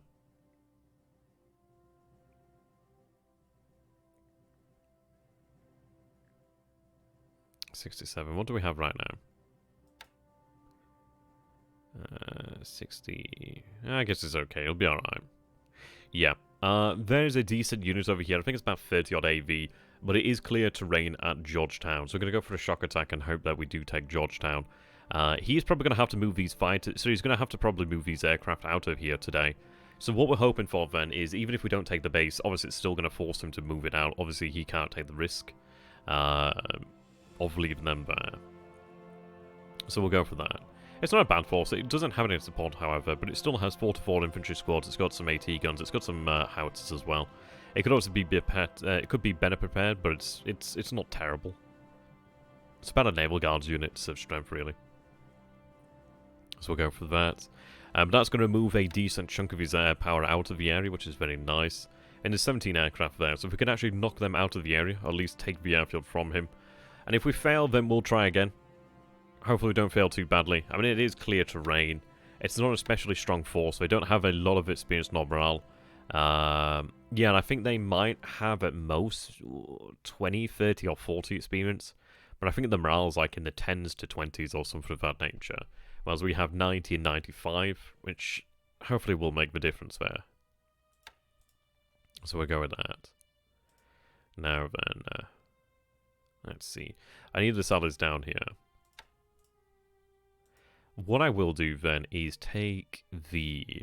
See, I like the G4s. They probably are better to have run with the Zeros due to the fact that they do have that higher cruise speed. It does help them to coordinate, doesn't it? Durability is 36. Durability is 35 there. I think that speed does matter, so I think I'm going to have the G4s move south. So I'll have them move to Sinkawang. So we're going to have 2 naval bomber groups over there now. And the reason why is I want to reduce the amount of capacity over it. Well, I want to reduce the amount of strain over here to Kotobaru. I'm going to further reduce it potentially soon. Or potentially even whack it up even more. But yeah. So with these guys over here, I can run these guys in naval search as well. Okay. Unfortunately, I can't break it up. Can I break this unit up? I can, which is good. Excellent, actually. But I do want to separate reconnaissance units instead, actually. Right, so we're going to have them run naval search as well. 17. They run 18.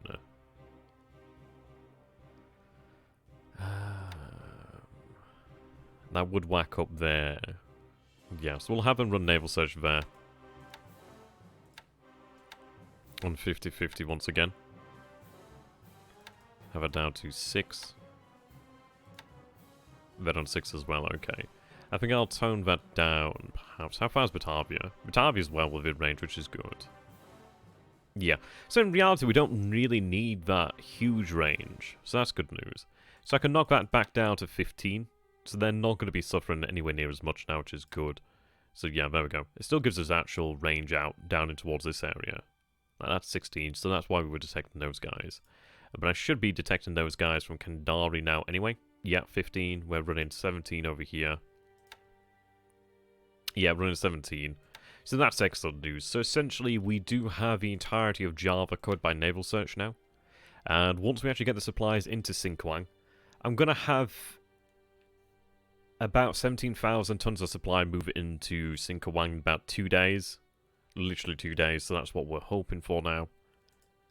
Okay. Now I do have another group of G3s over here. I'm going to continue to run these guys on naval attack. But I think I might move this group to the north, perhaps. Well, actually, no, it's got lots of reserves. I think this group, perhaps. I could actually move it to Singora and still actually have the ability to use torpedoes, I believe. Well, yeah, probably. Yeah, I'd be able to do that. Might be worthwhile doing. It might even be worthwhile to move a third group down here, to be honest. I would like to get something moving over here at Rangoon. He does not have a lot over there. I think what we could do then is... So I'll have KI-43s over here shortly. I could have been used KI-43-1As and actually have the ability to potentially strike out. I'd rather have something better. Something a bit more reach might not be a bad idea. But yeah, that might be worthwhile doing to try and strike over here. Though I do toy with the idea of having the third group move down to Sinkawang. That would give us the means to, well, would be essentially there next turn and ready to attack. Further south, which might be a better idea. In 2 turns, we'll have significantly more aviation support coming as well. How's the airfield coping now? Not tremendously well. Okay. Not excellent.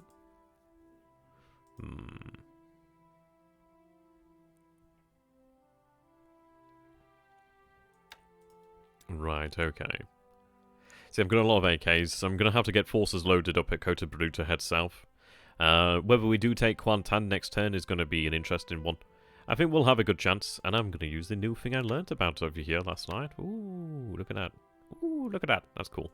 I like that. Yeah, so we'll use that. I don't know. Though it might be worthwhile to actually have some G3s potentially established over here at Bangkok. And even with KI-27, that would give them 8 hex range. Which is not far out. It doesn't really cover them here, but it's not far. I do feel conscious about Rangoon. It might even be worthwhile just to have the naval support, sort of the aviation. Naval search over here, perhaps. But then again, I think it's one of these of where we have to choose where our focus is, really. So the focus is really here right now. I think I will go for... Actually, no, then again. So that leaves us with 1 group, okay. I might just leave the 2 groups here for the time being. So we'd have 2 there, we'd have 2 there. I'll have them... I mean, it is tempting. I mean, they're complaining that they can't use torpedoes, which is bull.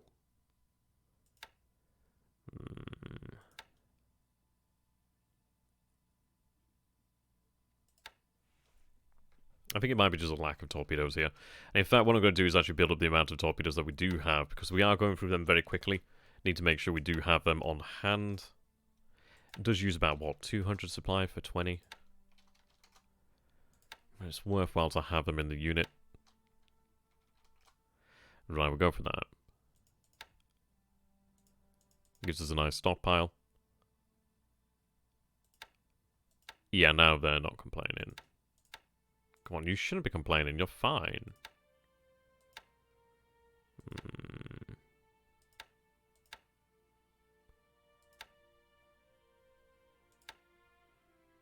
Oh, that's 3rd Air Division. Okay, so I gave it to the wrong one. Fair enough. Oh well, at least everyone's going to have a few more torpedoes, so, not to complain. And I'll go with that. Oh, bugger off. You are satisfied. You're just being bitchy. I've been against custom on port attack. Doi. Oh, God. I feel like I wish I'd seen that beforehand. Yeah, there we go. Oh, God, that was silly. Okay. Ignore that. Right, 8,000 naval attack. Okay. Question comes down to how many do we want to have on naval attack?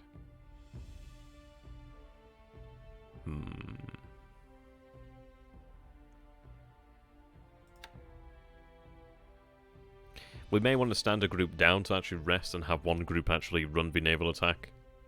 Or even just run one group as a naval search really is not a tremendously bad idea. I may run these guys as a naval search group instead. Though saying that, we'll run them naval attacks. They do the same thing anyway.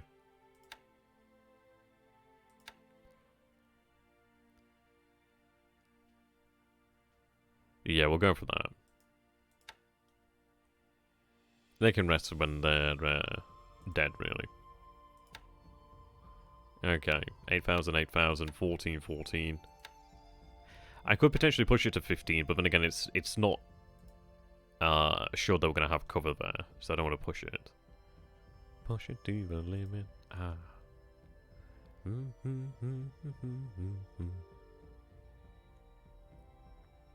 Right.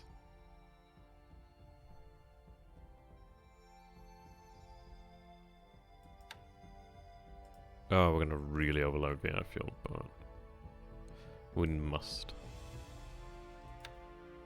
And again, I don't have to send that many air grooms. Send the big one.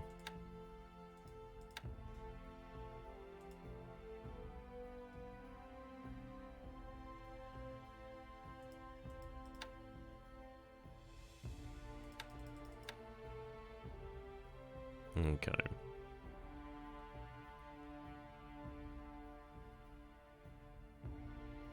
He's a very high aggression commander, so he's likely to go without escort, so probably worthwhile actually giving him a lower aggression commander.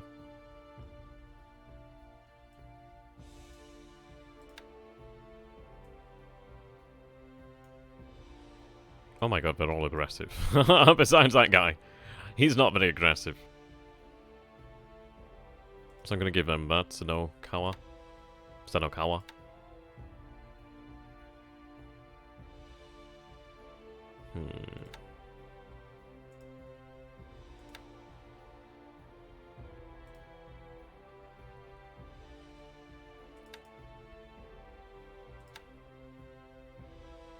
Right, go with that. I am sending the entire group, so I want to make sure they are covered. They're going as one group, which does help somewhat. Right, now the Oscars are going to be sweeping Singapore. I think I'm going to have all the Oscars actually act as escorts, really. So we'll combine them and then split them again.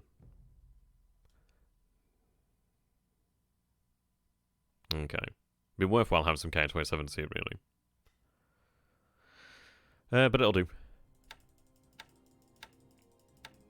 Right, move that to 17. There we go. What is that new normal? That new normal's 10, so that's good. Right, divide the unit.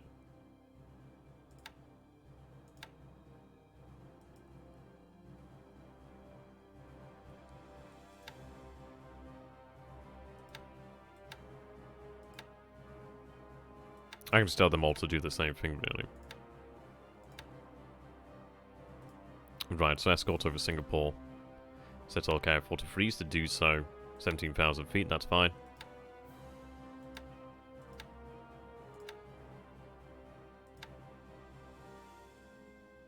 Right, there we go. What I can do as well is have the K-40 freeze do the same. Though saying that, it might be worthwhile to cover the attacks against airfields over here.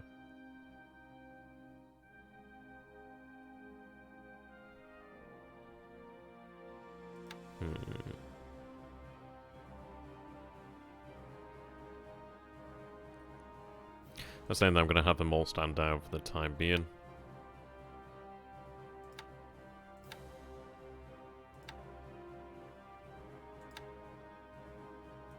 Right, there we go.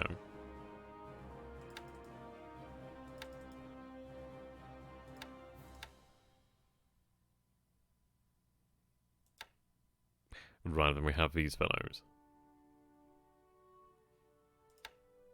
Rebuild by unit. Transfer it out to Kota. There we go. Additional strength of the airfield, I know. I should have kept it separate.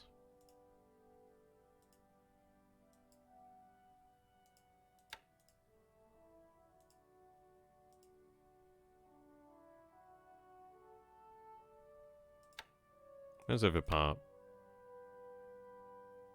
What?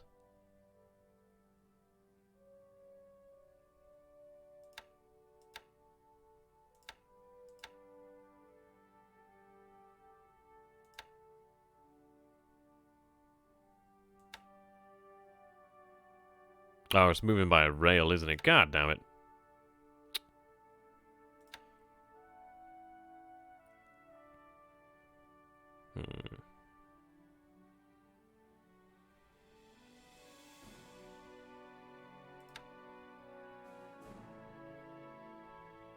Well, fair enough. Well,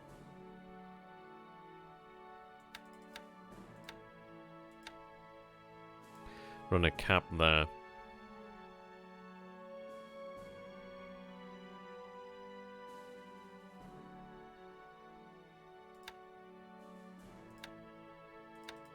Oh my.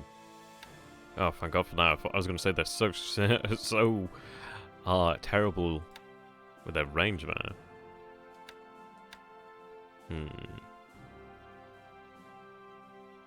Well, I assume the Prince of Wales is on its way to Java. As soon as we get the supplies to Singkawang, then we can run the long-range strikes down south. So it's a question of, well, is he going to move it immediately to Batavia? How quickly is he going to move it? We do have a few submarines around that area that we're going to continue to keep in their place for now. But yeah, we'll find it soon enough. We'll find it. Right, okay. Well, this is it, but there's nothing we can do about that. I can fly more supply in here as well as the unit of the 22nd. But it's essentially, we kind of have to suck it up, really.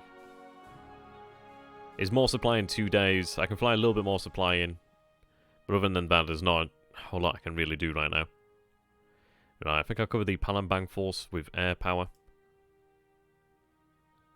Alright. It's not amazing, but I just want to try and... I don't know, is it... No, their fatigue's not bad. I can rest them when they're dead.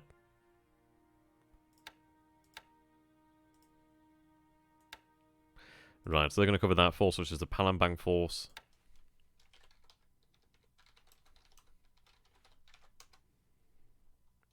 There we go. You'll complain, but you'll be okay. I'll detach you shortly anyway.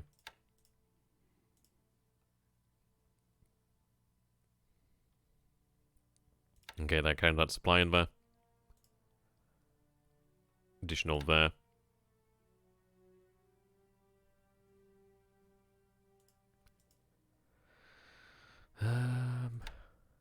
Home port there. It is dangerous to have that much movement there.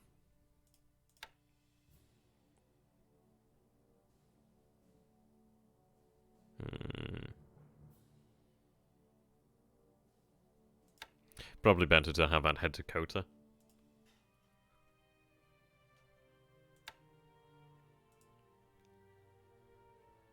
Well, let's see.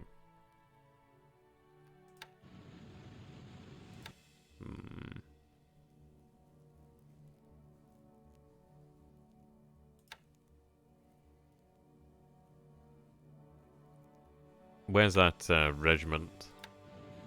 And the rest of its actual units. Excuse me. Oh, it's already... God damn it. Okay, so the other part of its units down here is Sinkawang. Okay.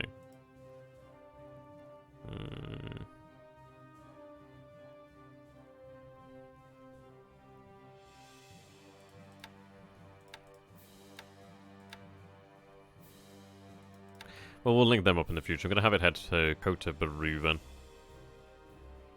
Or even, we don't have to unload it there. We can decide.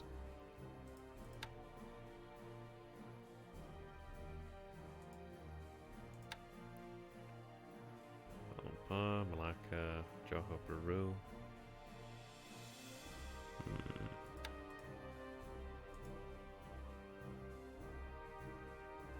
Ah, Babs. That's what I need. Ooh, we have a lot of them in the pool as well. Can't transfer base though. God damn it.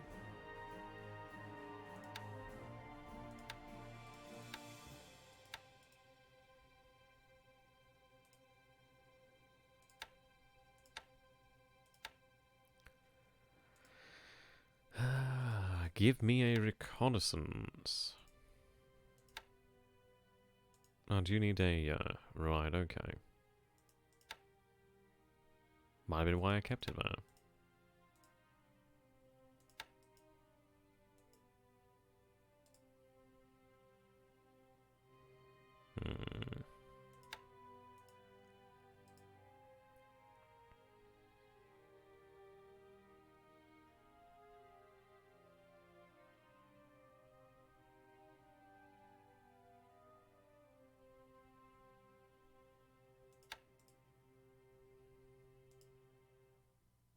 Need a small unit, about 20.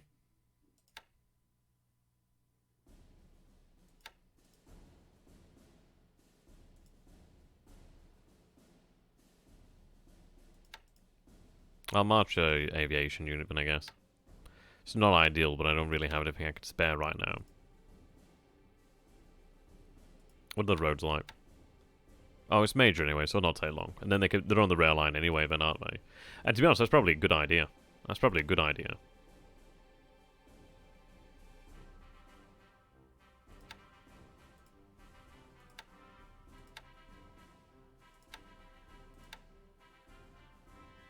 Yeah, there's no... Yeah, that's fine. We can get them moving. Yeah, that gets everything moving then out of here.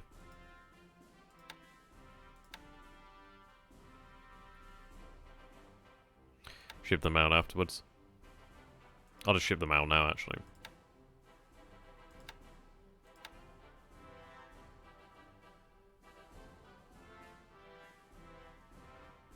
There's 7 Army too.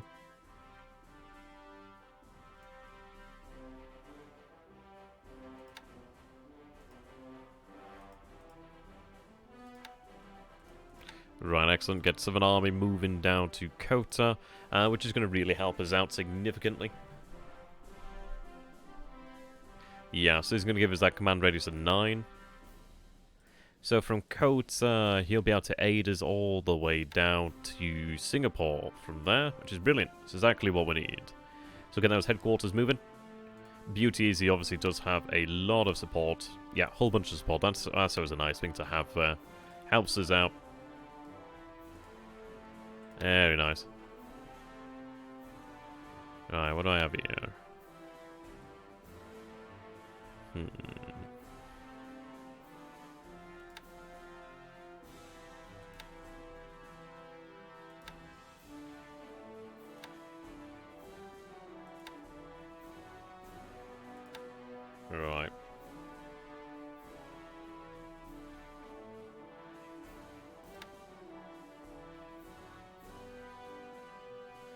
Right, so we have 149,000 tons of supply there. I do need to take more supply down to Miri.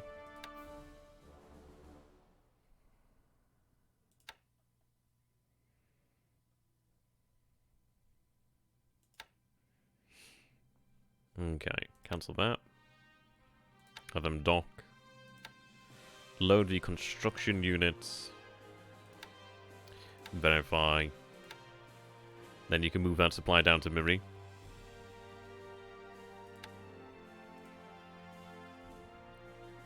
Then we can go about repairing the actual oil and refinery fields there. Okay. That's nice. How you doing there, Stefan? Repulse Prince of Wales and 4 destroyers massacred 25 unescorted cargo and transport ships near Kuching. Oh, wow. That's excellent. That's really cool. Oh, that's really cool. You've been keeping account. Oh, wow. That's nice. Yeah, I mean, this is it. It's a huge difference when you are playing against a human opponent. Obviously, just things are so hard to really predict. And that's what really makes it exciting, to be honest. I'll tell you what do we have over here at Camran Bay? Well, good to have you in there, Stephen. Or Stefan. Whichever you prefer. Okay, got AK, AP. It's not a lot. Cargo Maru. Can work with that.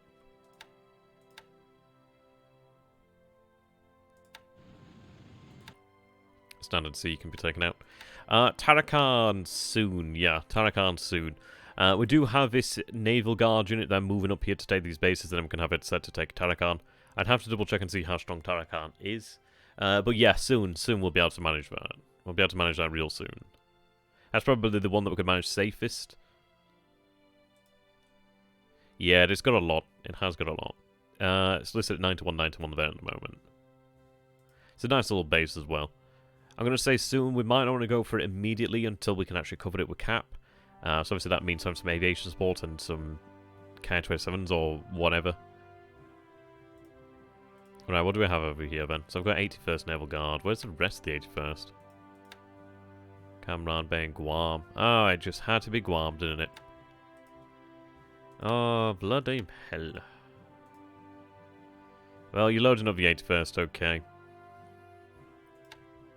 What I can do is I can use the 81st then, potentially for... Well, yeah, that's a good point there, Stefan. We obviously torpedoed her twice. We do have a bit of a run-in theory, actually. She's either heading south, she's either... I mean, we'll discuss in just a moment, actually, but yeah, that's something to bear in mind. I think I can have the elements from Guam head to the Bardwab. Then we can have the other elements of the 81st link up there later. Wherever naval bomber attacks. Well, they're not on naval attack yet, because we don't have torpedoes, but essentially what they're doing is we have this group split into 3. So 2 of them are running naval search, 1 of them is running ASW. This other one, because I forgot to leave it split it before I moved it, is going to be running naval search. We've got naval search established over here at Jolo, so we can actually keep an eye on what's going on in that area as well. So we do have 4 sources of naval search in this area. The KB is moving to this position over there to cover the area here. Well, we'll go over that one shortly. Tarakan has 60 AV. Okay, so about 2 Naval Guard units pretty much. What's the terrain like? Swamp, okay. Maybe a little bit more. I don't imagine they'd last much. But yes, going to the original question, sorry. Regarding Singapore and the Prince of Wales. Now, the last time we saw the Prince of Wales was here. We torpedoed her twice, didn't we? The interesting thing is she didn't go ahead and join the attack at Sinkwang with repulse, which is actually rather telling. Now, that either says that she's in a far worse state than we had originally hoped, which is potentially possible. She may have sank at port at Singapore. She may also be in port at Singapore. The other option is... the one that I kind of do suspect is that she might be heading south. That might be Prince of Wales and one of these forces over here. But either way, it's very telling that she didn't join the battle with repulse. I mean, this is it. If you were going to go into battle with repulse, you'd sure as hell send Prince of Wales as well. You know what I mean? Like, that's a well, what is it? Ride or die sort of thing. You don't just go in there against such a massive force. You've got to bear in mind we had the 2 BBs and their destroyers. We had 3 heavy cruisers and their destroyers. We had a whole bunch of forces there. Whole bunch. The reason is, Carl, they're just not terribly effective. They can still attack with naval search. It's just for the time being until I can actually get torpedoes there. I'd rather use them for naval search. We could, but then I do worry about, well, what if he's going to use it as a cap trap? He has a terribly large amount of fighters in the area. He has aviation support around his bases. He could use it as a cap trap. So that's things that we've got to really try and watch out for. Those guys are heading out there. Okay. But yeah. That might be the Prince of Wales. Maybe, I don't know, 2 ships is weird. A weirdly small amount. We know there were more ships, so there are more ships in this area. Now, we're trying to get naval we're trying to get torpedo support over here as soon as possible. So let's see. Transport. Yeah, well, MKB is going to be able to rearm shortly, which is well worth it. Okay, how much is left of the 22nd over here? 22nd, so it's 318.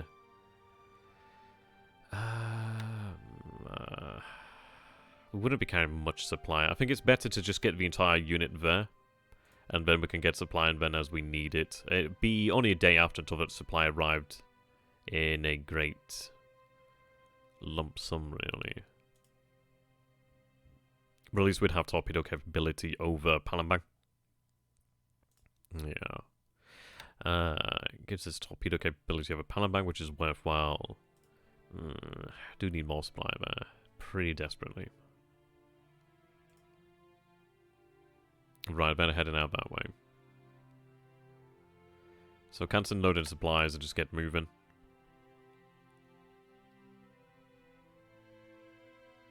Get another aviation unit there. Okay. Yeah, what we're considering as well is once the MKB is rearmed, what we'll do then is essentially move out from Kandari and do something of a a channel dash. So what we'd do is we'd move up towards this area over here, hug the coastline and move up and around this way. But essentially we'd be in range of all the ships in the Javan area.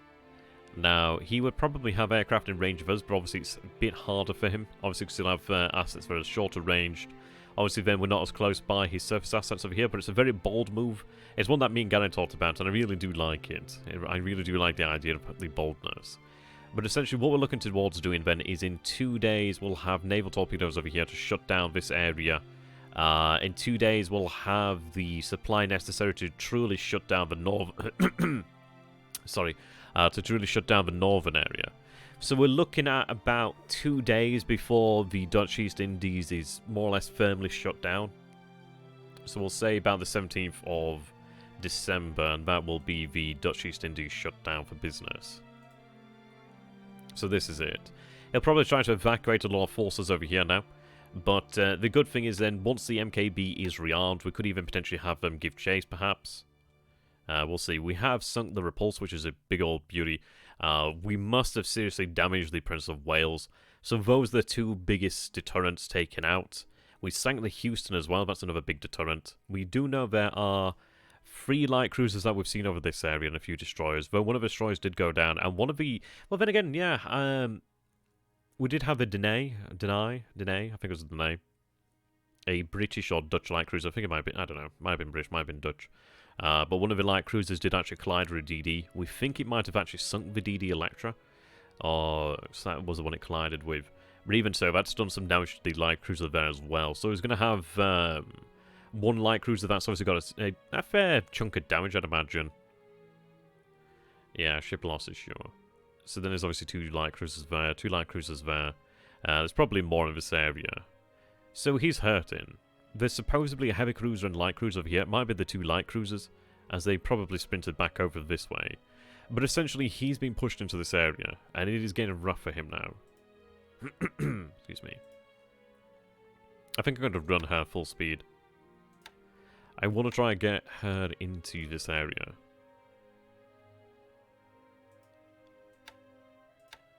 If she can get in there, that'd be excellent. Now let's see, how far is she going to move? She's going to move 8, and she's 6 away, so she can manage it. So we'll have her run down there.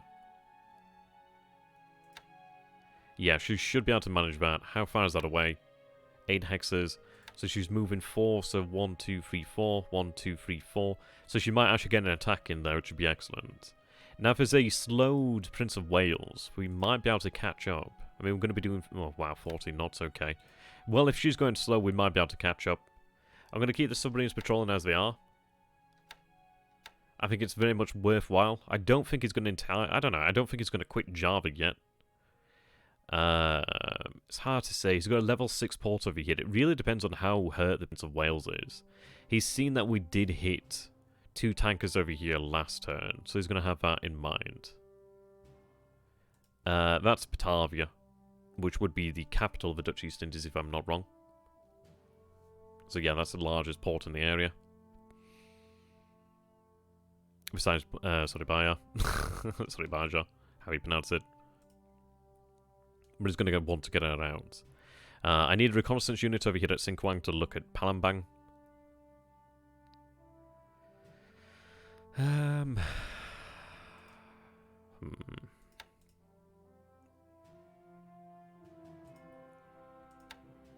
Alright, what are they doing?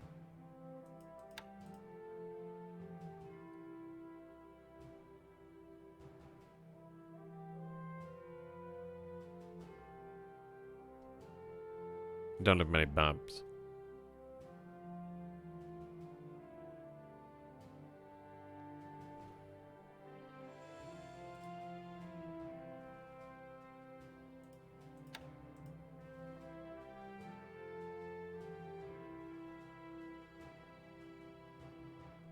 I'll tell you what little babs I can get.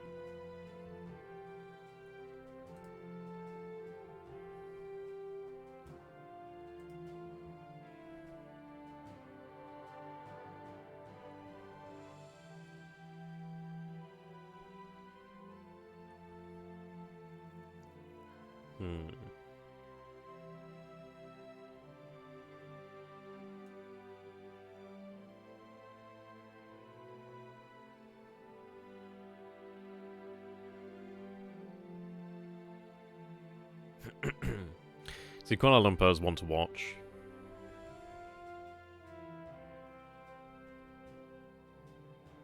Malacca, not so much. Johor Bahru for sure.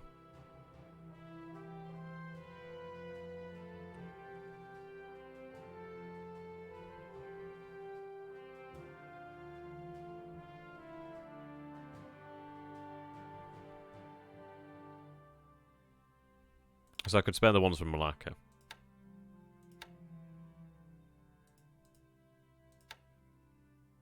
Right, there we go. Get them moving out to Singkawang. Get them a reserve.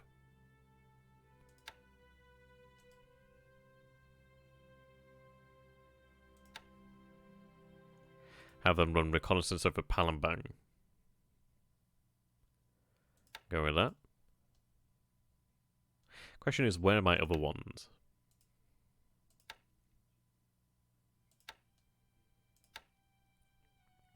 Okay, it's in Bangkok. Kowrat Bay, Hankow.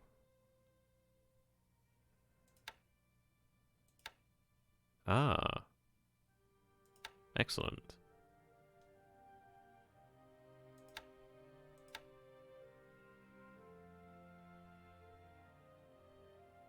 Very nice.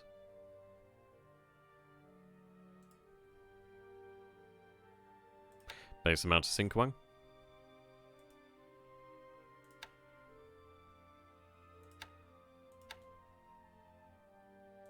There we go. No, I'll have a look in a second, I promise you. It's going to save the game, just in case. So I always like forget to do that. There we go.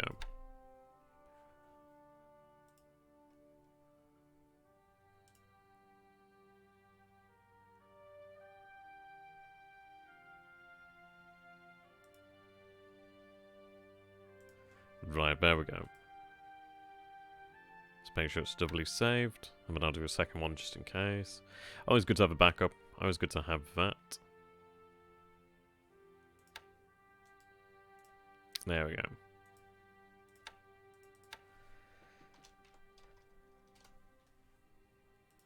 Yeah, then we'll take a look at aces and see if we do have any. It'd be nice to think that we do. I don't think we're probably far off. Right, there we go. We'll take a look at that.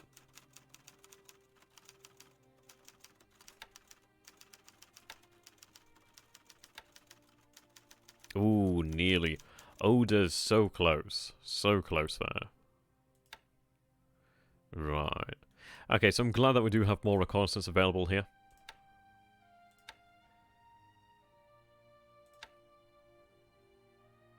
Run reconnaissance over Mersing.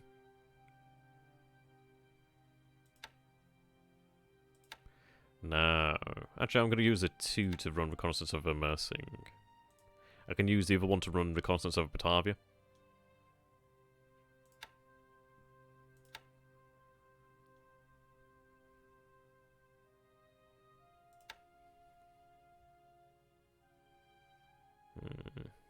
See, I've got loads of these guys.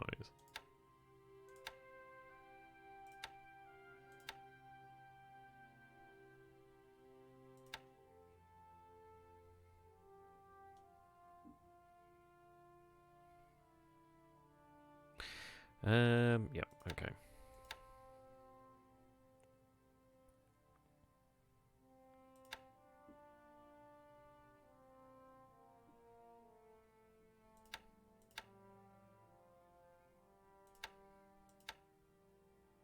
Right, I want you to run reconnaissance over Batavia.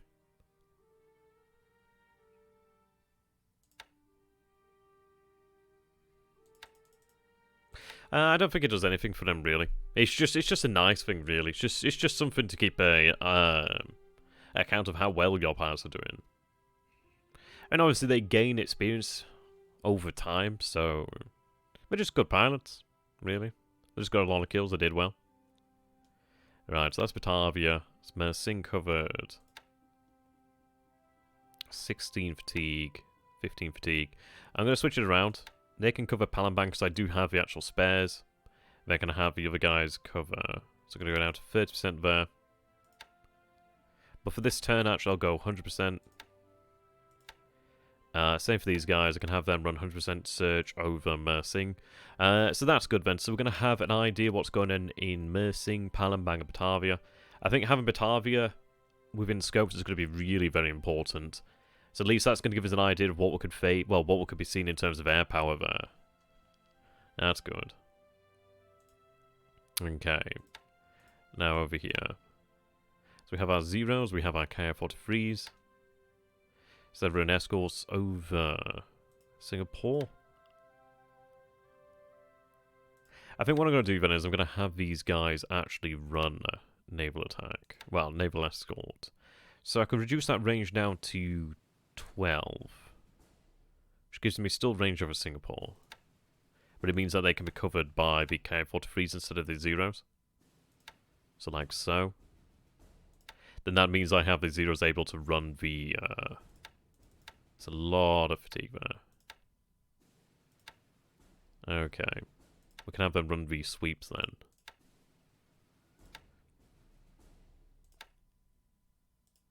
So we'll run a couple of those over there.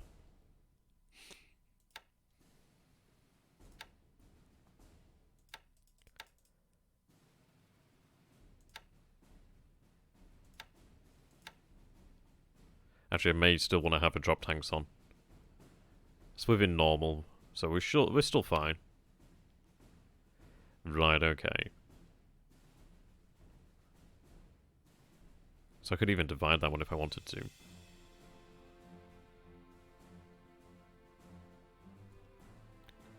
think it's worthwhile.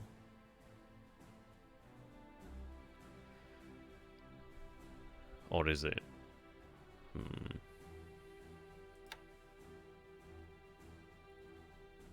So I'm thinking I can have them cover that force there. It's by tomorrow they'll be there. Actually, no, to be honest, let's see. So they're moving 4 per day, so they're going to be moving 8 hexes. So 1, 2, 3, 4, 5, 6, 7, 8. So they're going to be there tomorrow. So I think we'll give them a lot of coverage.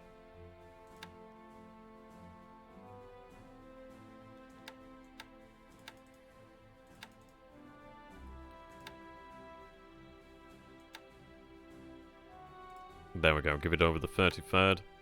Make sure they've got air coverage. It's currently out of range, but that's fine.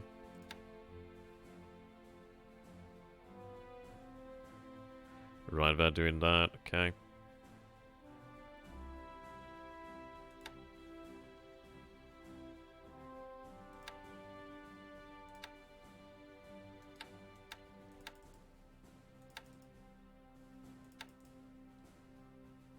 What I'll probably do is stagger that.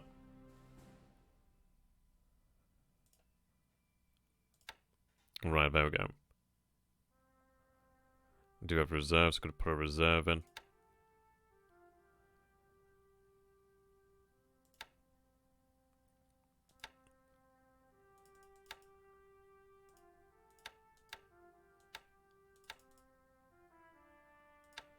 Go for about 12. Right, there we go. So we have that entire detachment there running escort over the top of our forces there. There we go. The other zeros are going to be sweeping at Singapore. So that's good news then. So yeah, that's really good. So we're going to have a ample amount of air coverage there. I could even give them coverage from over this position. I think I might. I think I will, in fact.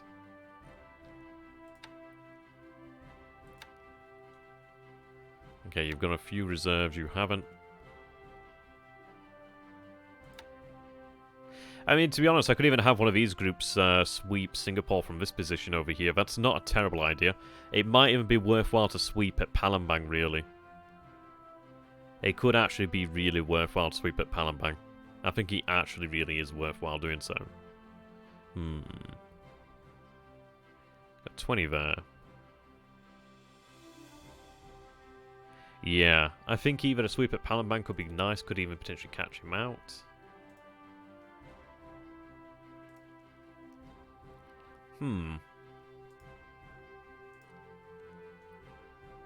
This is why I need zeros. So I need 27s. I'm going to take this 27 group over here. So that splits into groups of 3. Leave 6 over here.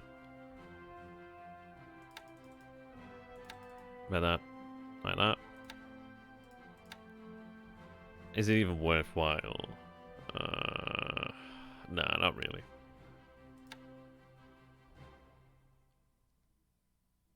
Let's do it like that. Be fine. Okay.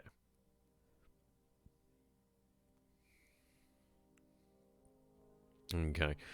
So that means that we have a full group running escort over those guys. It would be good to have a second group do it, to be honest. And I think we will do that. So fatigue's lower on these guys. What are numbers like?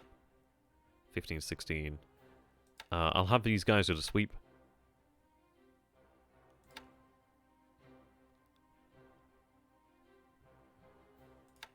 Oh yeah, I don't have drop tanks, do I? God. Still have the range to do it. That's 9. Ah, god damn it. It is outside their normal then. So that's going to give him a whole bunch of fatigue. 19, 19.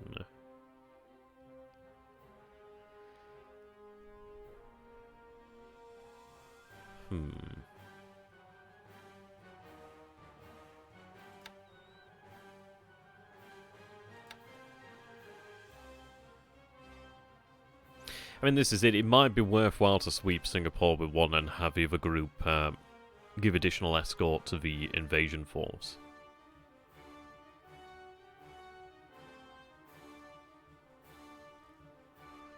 I think we're covering the Palembang force as well. Let me double check. Right.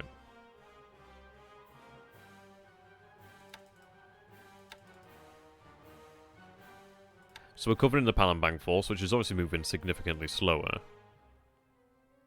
So yeah, I think what we'll do then is we'll take one of these guys then. So, you've got the reserves. You also got less fighters, but does it really matter that much? Yeah, it's worthwhile to go with a guy that's got the reserves there. And we can have him sweep at Singapore. Have that range upped.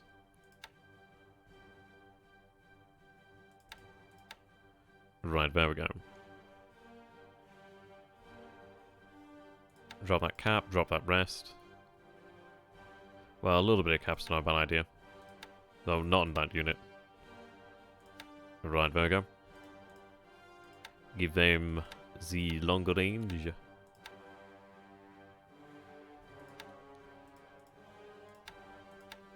Right.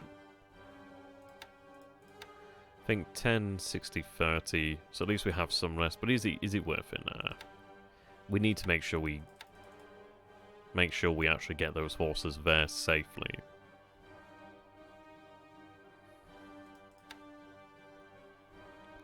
Okay. I mean, they're currently 10 hexes out, but they'll be within range very soon. 1 hex more, they'll be within range. Okay, so there we go. We're going very heavy there on the actual escorts. We're escorting from 2 bases, so from Kota and from Sinkwang, so that's good. So that gives us actual... Yeah, that's really nice. That really gives us a lot to work with. We're running naval search out from Sinkwang, running naval attack out from Kota, running the actual attack down here. Now, it might be worthwhile to go all whole hog with the bombers. Which we are. Yeah, okay. So we are going in there heavy.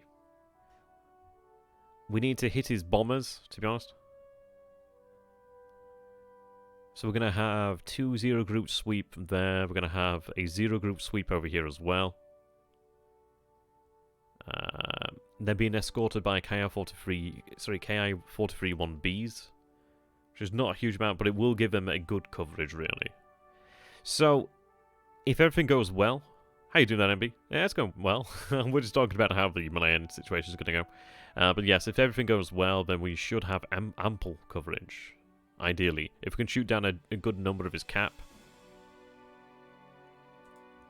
Right.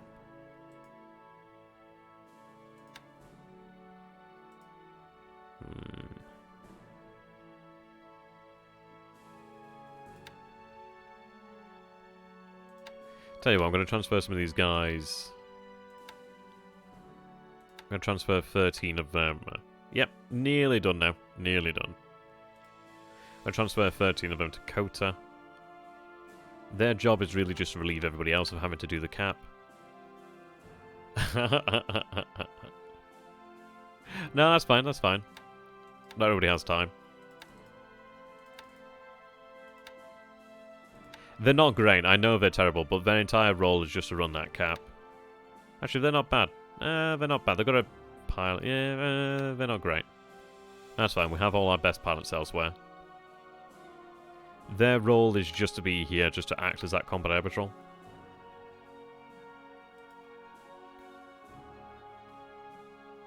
Means I can free up these other guys. Oh, that's Bangkok.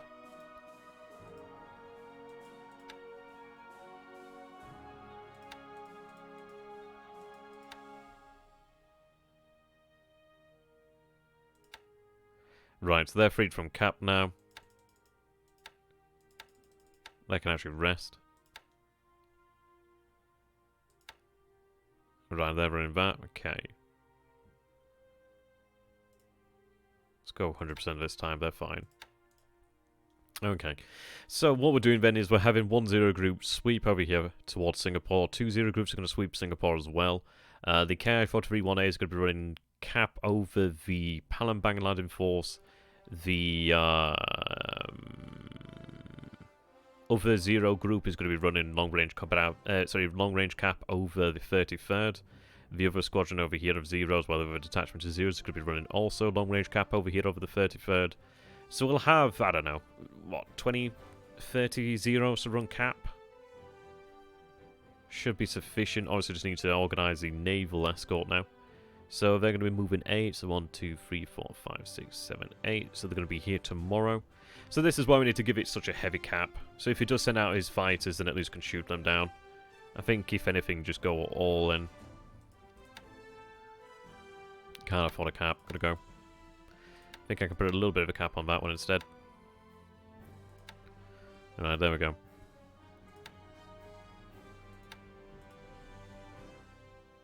Or,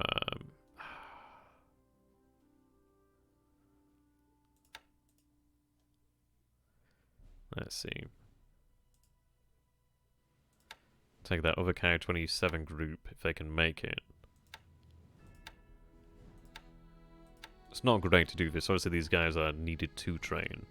Ah, god damn it. Too far. Ah, well. I could move the A5 M4s instead, to be honest. Can they make it? No. Ah. I was hoping that we could get a cheap cap there just to allow those zeros to go all out. But no, we're going all out there. Should be worthwhile. We are going to be hitting the airfield at Singapore. It's not going to be as hard as obviously we would like, but essentially what we should be able to manage this day is the wholesale destruction of his cap if we're lucky.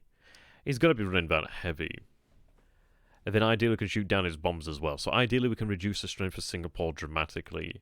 We're going to be shock attacking over here at Georgetown, which is going to force him to move those 11 and 6. Or if he doesn't, then we take the base and they're all dead.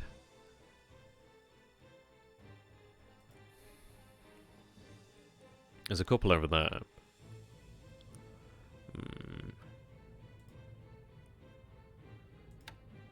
I can have these guys actually run cap and actually run an escort too. So have an escort flown.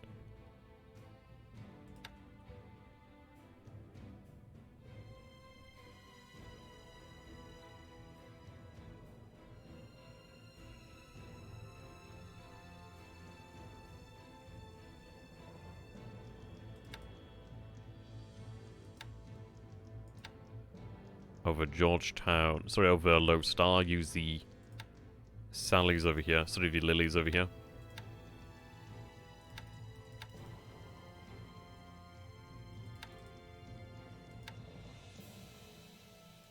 Okay. Aggression 62, so they will fly.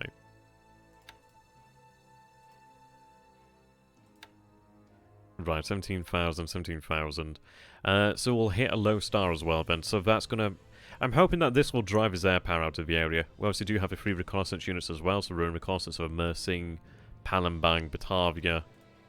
Those 2 groups are running naval search, naval search, naval search, naval search, naval search. Carriers doing well. Right, okay, so it's looking excellent. So we'll just sort out the actual surface group escort. And we'll nearly be done then. Right, they're going to follow.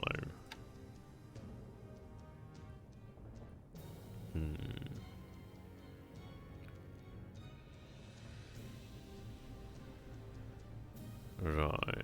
Though in fairness, I could probably take light cruisers out of there. Or at least I could take a Isuzu. Isuzu.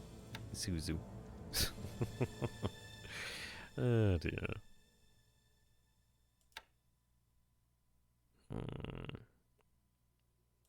I'll leave it in. It gives it... yeah. I don't think we need worry.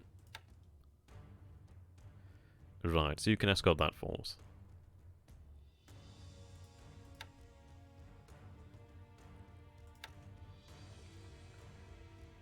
What I will do, though, is... Okay, I could essentially split the... sorry, I could just split these into 4, sorry. Get a little bit tongue-tied now. This is what happens when I go for a few hours, I get tongue-tied. So I'll split these into 4.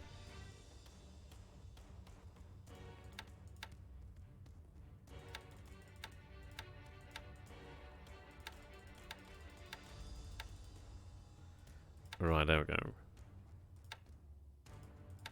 Yeah, hydrate. Yeah, good idea. And hydrate. Yeah, so I think we split these into 4. I could still have 1 heavy cruiser force follow it north. I don't think we need to.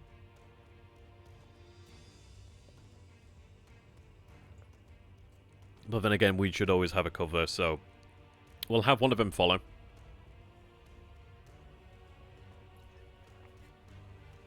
That leaves 3 more spare. So what we could do then is have one followed Palambang force and two. When again, I can reinforce this quite heavily, can't I, from the actual Haruna, etc. So we'll get this sorted either way. So we'll go with 3, 2. Okay. So you can follow that task force out of here.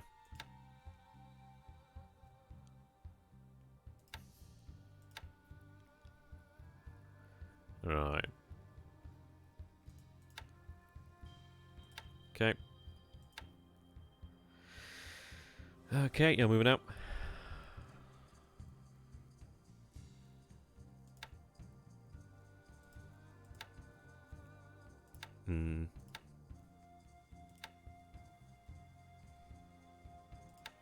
Disband once you arrive. To be honest, it's probably, I could probably take some things out of that. I don't think it's a major risk.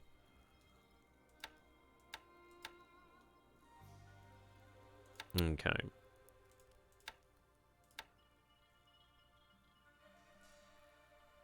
Akuma.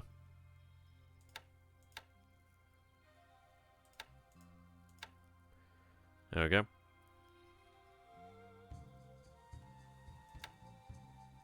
I should tell you what. You've got the most endurance, you've fallen the closest one? Hell no, that's not a good idea. I've got to be careful as well, obviously being near this area.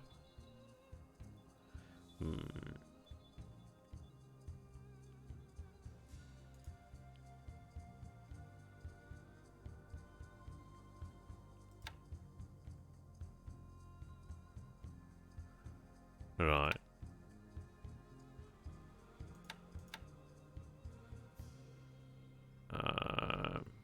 Okay, so that's the best we're going to get.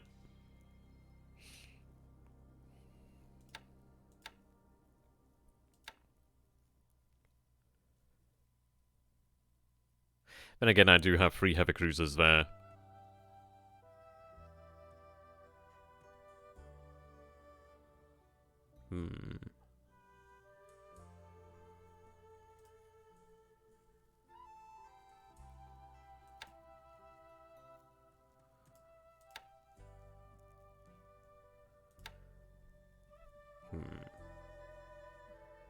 That does put them within range of Singapore, so it might be worthwhile.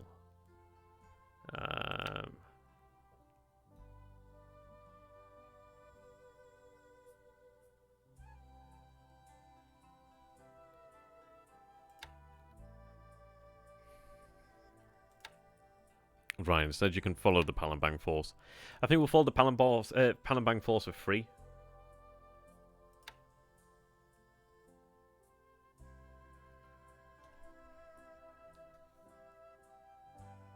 Yeah.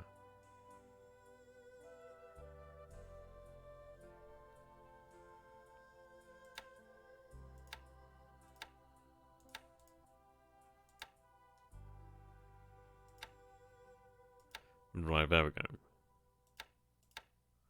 So we'll go with that then, and then the other ones can follow the force back. We are going to be somewhat low on fuel, but I can get some oilers out here. It just means that we are absolutely covered, man.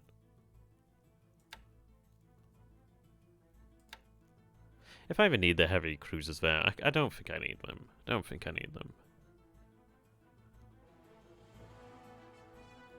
No, we've got enough over there. They're still going to be in the area to respond anyhow.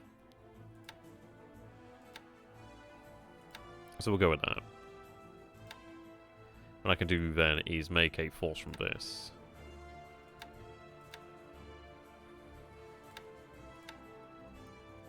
Okay. 15. It's fine.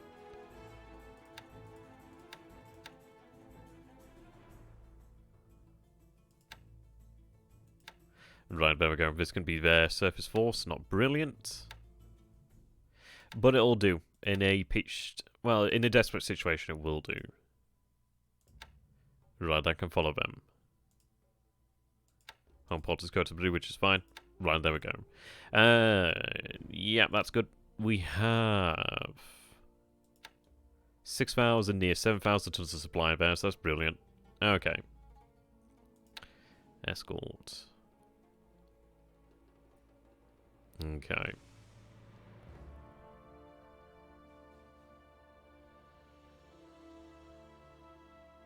I'll keep those fellows in there. So essentially I can just switch the heavy cruisers to follow the other force now. Like so.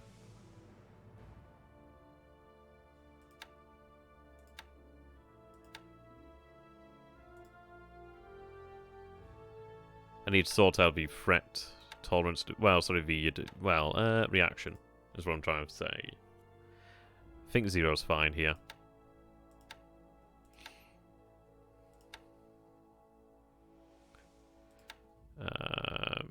Should be fine there.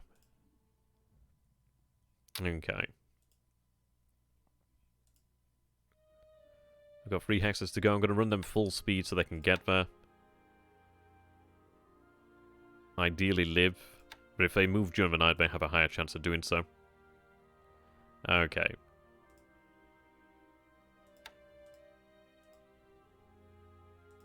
Right, so we're going really heavy here. We're going really heavy. Both groups have got air cover. We've got naval groups moving out to meet them. Palembang's going to be covered temporarily with 4 heavy cruisers, just to make sure we have forces covered both ways. I don't want to have the heavy cruisers move into range of Singapore, but I can then have them move in to join us at Singapore. Now, ideally, we do destroy his bomber capacity. That would be really, really good. That would be excellent. We are likely to still take losses. I think that's entirely likely. They are so low. What they can do is they can actually link with the Oilers, actually. So what I'll do then is I'll take the Oi, put her in there. Her destroyer task force can actually go ahead and meet up with the Oilers. So I'll tell them to meet the replenishment task force over there. Then merge. Okay, replenishment.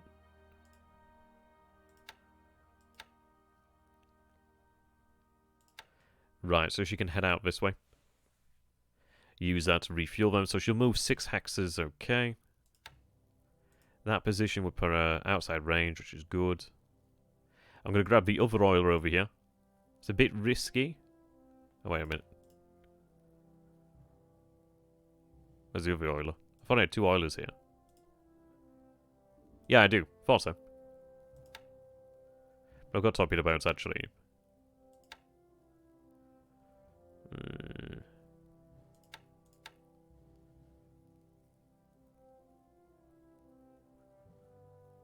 Give her just a once. I do worry that we may have to give...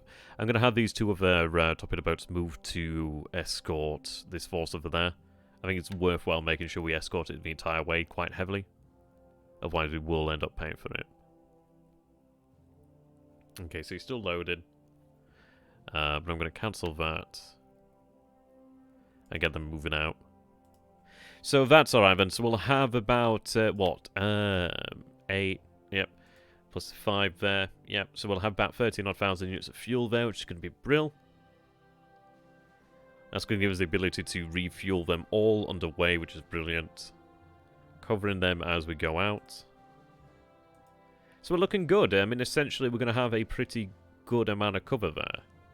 It could always be better, but I think it's probably the most solid we've ever created, really.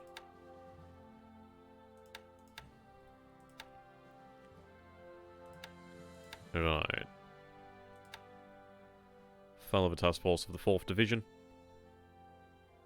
Absolute threat tolerance. These guys are moving 4, so they're moving 8. So 1, 2, 3, 4, 5, 6, 7, 8. So we will be within range to link up then. That's looking good. Okay, so we have things under wraps over there. I think we're pretty good to go. Things are under wraps over here. Alright. Then moving to Kendari. It's looking good. Can't remember if I said I had a... Oh, I was going to take a destroyer, wasn't I?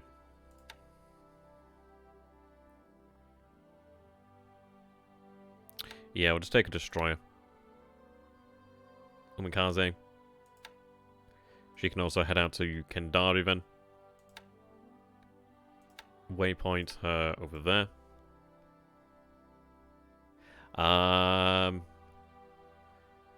THG did message me saying he would have a turn for me in a few hours, but I think I'll leave that to tomorrow. And this one's been a near 3-hour stream. It'd be pretty rough to do another stream as well. So this is why I asked for the patrons, because it does make it worth it. Good question, though. Okay. So we're going in deep to Ballop. Alright, you're over here. Let's get a little bit of supply in there.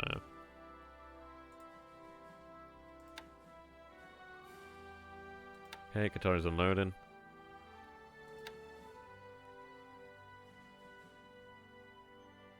Okay. What I am going to do then is grab another AV. Grab the Escort.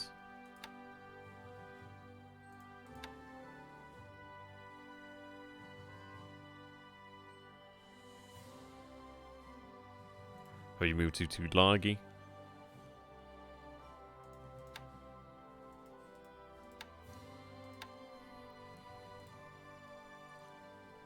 The reason why I want to do this is so I actually have additional support when I need it.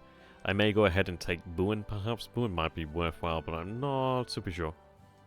But yeah, essentially what I want to do then is I want to have 2 AVs here, so then I can actually move an AV up around here if needs be. Or even take an AV and have it head out to Tower, but it's probably not worthwhile having it head out to Tower. We've got the mine layer over here.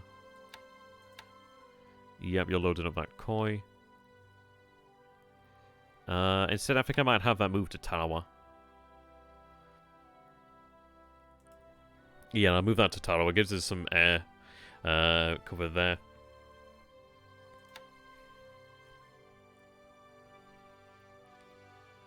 Yeah. Okay. So we're leaving Kitabatai where she is. Over here. Okay.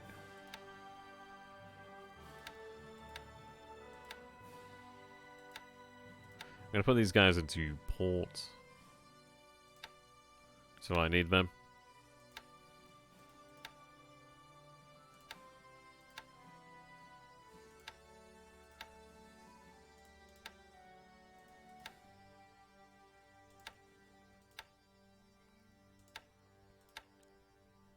Okay, they're going down there. Okay. So if I make you a fast transport...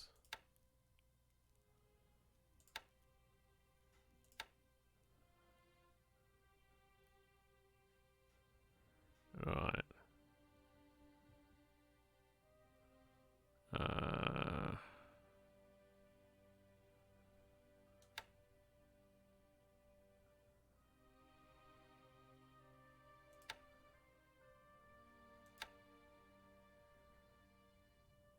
Port capacity 1.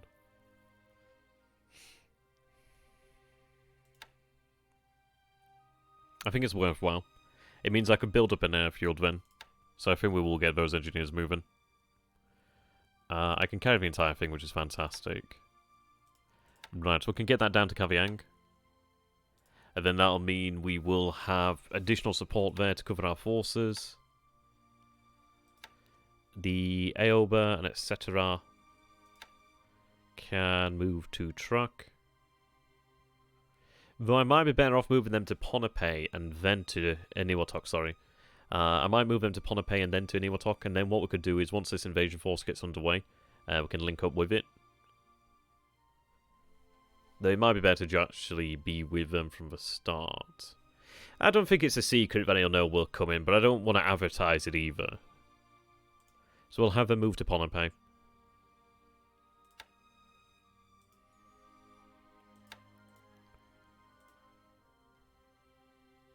I think I'll give them a heavy cruiser cover as well. Aoba. Aoba. Third attacker, give them the third attacker. Right, so at least then we have a little bit more cover there. It means that we'll have a heavy cruiser around at Kavieng and a few cruisers and destroyers. We've got two destroyers, so we've got two heavy cruisers and a few destroyers heading down to Tulagi. We'll have, obviously, the two cruisers, heavy cruisers, heading towards Ponape and their destroyers. Alright, you're moving in there.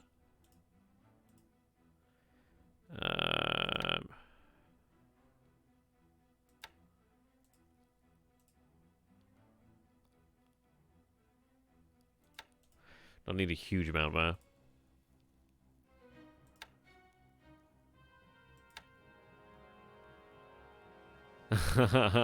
Maybe. I do have other things to do, my friends. No, I'm gonna have to take a break at some point, actually.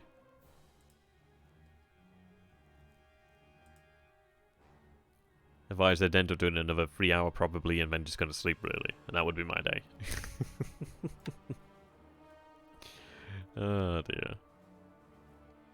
I get the sentiment, though. Maybe the replay. I don't know, I'll see. I'll see what time it comes, if anything. Alright.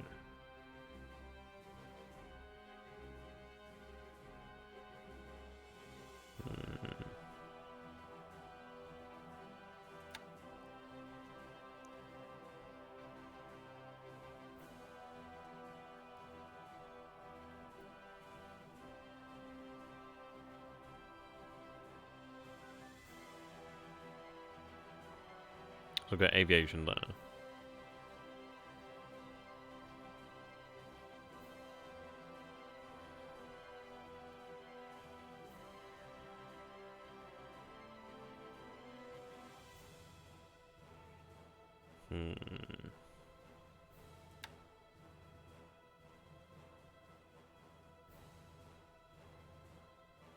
I'm just thinking, do I replace the aviation over here? Contemplated, but I'm just shifting it, really. We don't need huge amounts of aviation support out of Loindemer and Quadrillane. It would be handy, but I think for the time being, we do have the Kiddipatai there, so if that situation does change, we can move them elsewhere. I think it's probably better to have more aviation support down here so we can actually build up the airfield sooner rather than later. I could have it sent to Tulagi, perhaps. At least have it aimed towards Tulagi.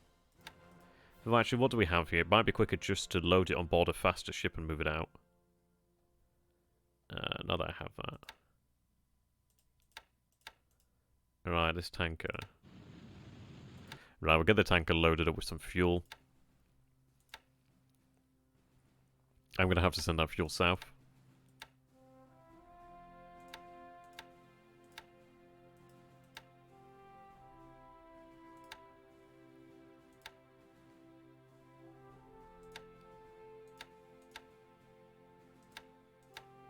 Oh, there's enough in there. Okay.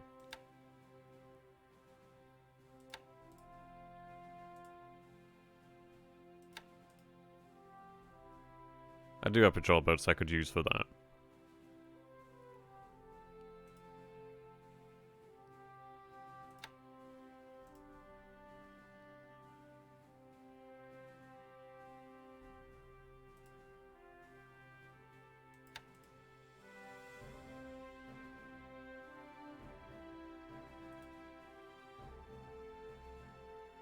Jesus, is that Kavieng?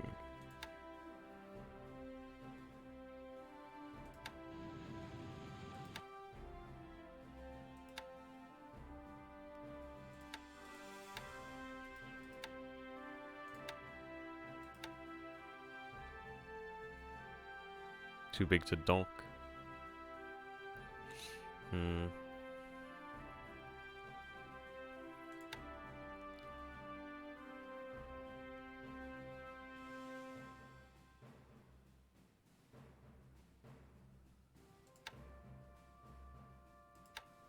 Right, I guess we can have some fuel unloaded here.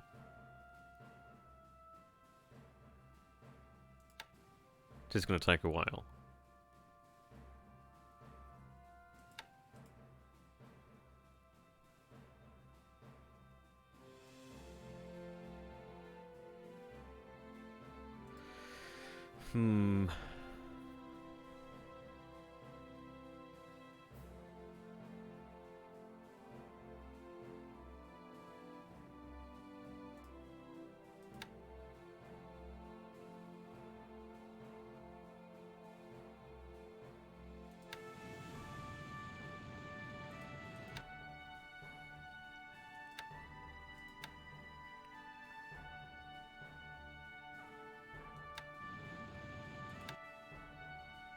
Right, I'm going to halt you for the time being.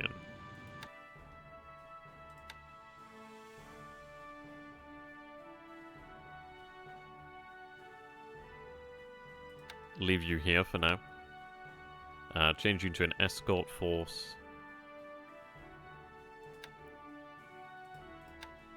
Okay. I'm going to grab that tanker, Toa Maru. And I'll get Toa Maru to head back to truck. Take a different path.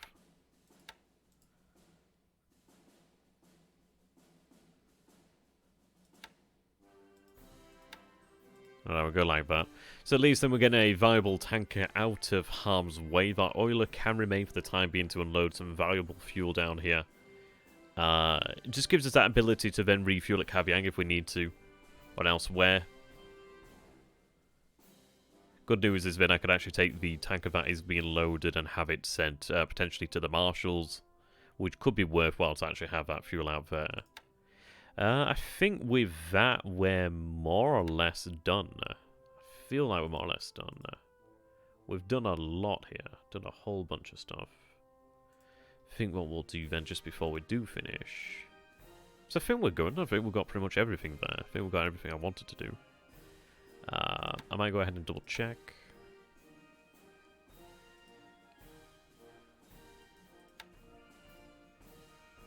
Alright, there. Yep. Yep. Yep. They're holding position. They're moving. These guys are moving.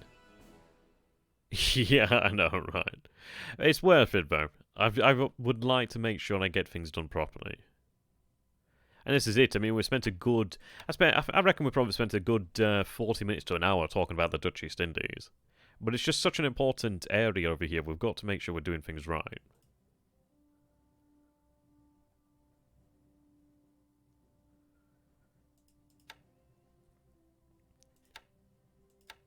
Push them out a bit further. Okay. Yeah, so we're going to bombard Ambon. They'll then retire to Kandari. So he should be able to hit his ship, sorry, hit his aircraft over here pretty hard. They're running reconnaissance over Ambon. Yeah, okay, so we're definitely going to arrive at the night time. So yeah, it's looking good. Then using the BBs to cover our force, using the heavy cruisers around here too. They're moving to follow that force of their 107. These light cruisers moving out. These guys are in naval support, sorry, naval search still. So yeah, we've got a lot of forces moving. They're moving in to join up. Okay.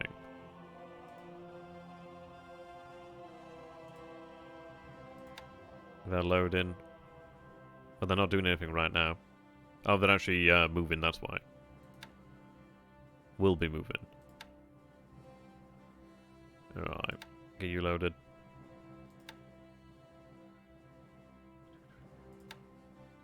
Grab you there.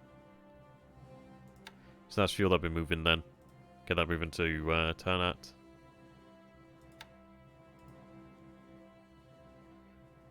Okay, then those guys are going to be moving over this way to bombard Wabton and Cope. I think I'd like to get some supply moving from Tokyo. Right, they're moving that out. To truck. Okay.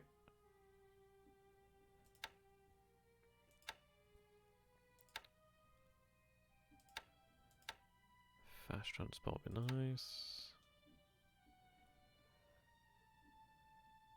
A couple more over here would be nice to go south, actually.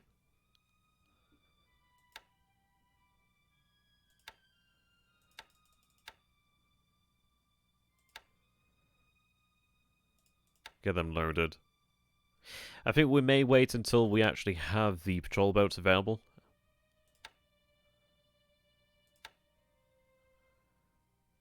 "13 days, that's a long time to wait. I'm going to have these AKTs.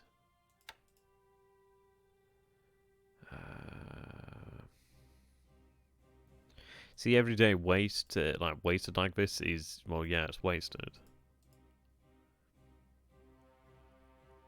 They're heading to the Bardwar.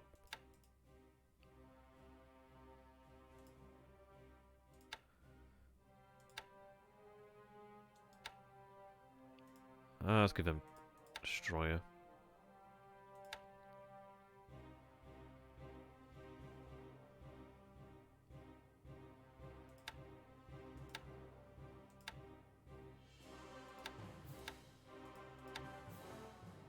I might have something from Osaka.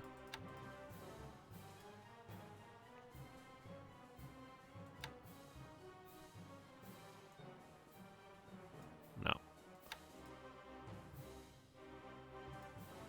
Right, you're heading in there, though.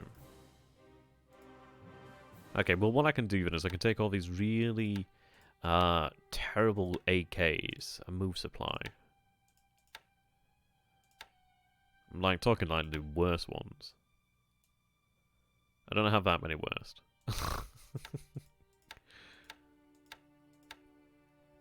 But that's still 12,000 tons of supply.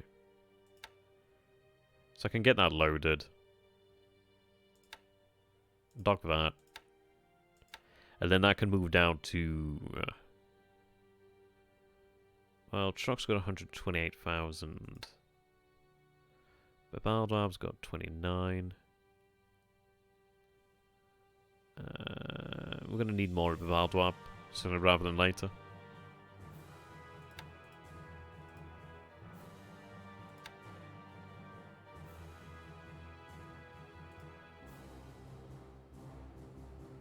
Okay.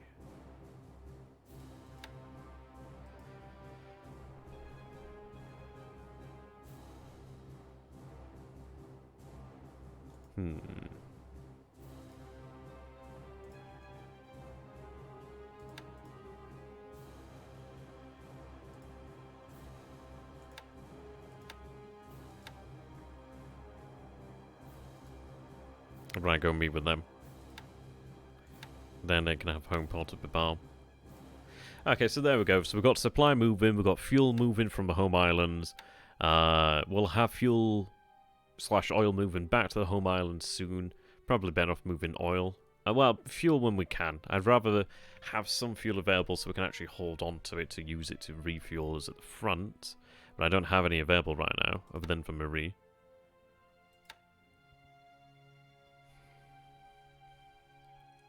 And from Marie, I can manage it anyway.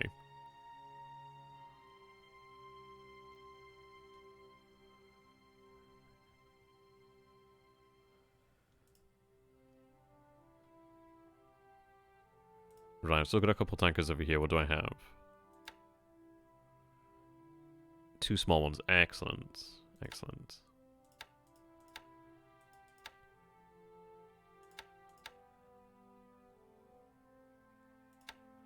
Right. How much can I carry?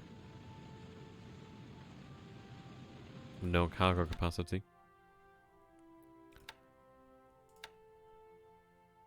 I need a escort for them. What I'll do then is take it from you.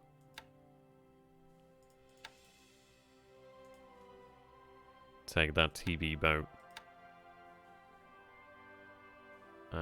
Spend you for now. Take that TB boat.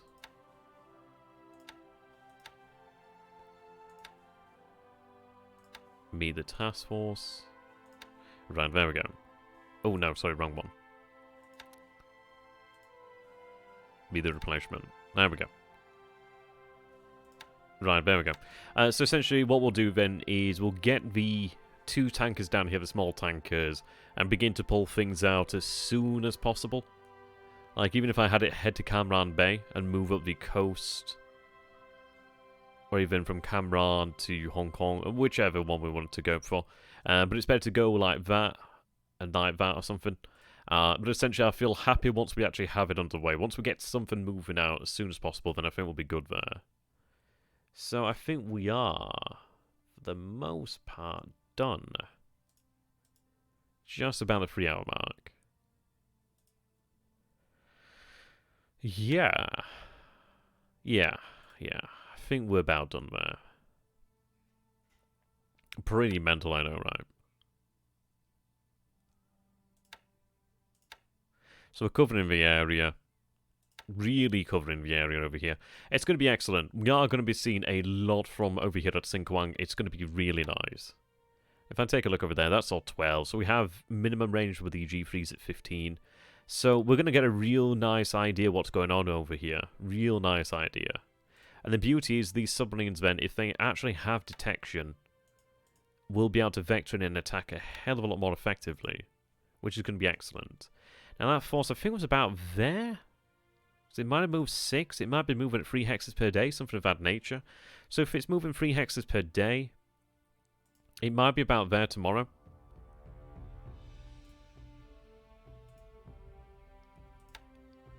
What I'll do then is alter one of these slightly. Have it head there.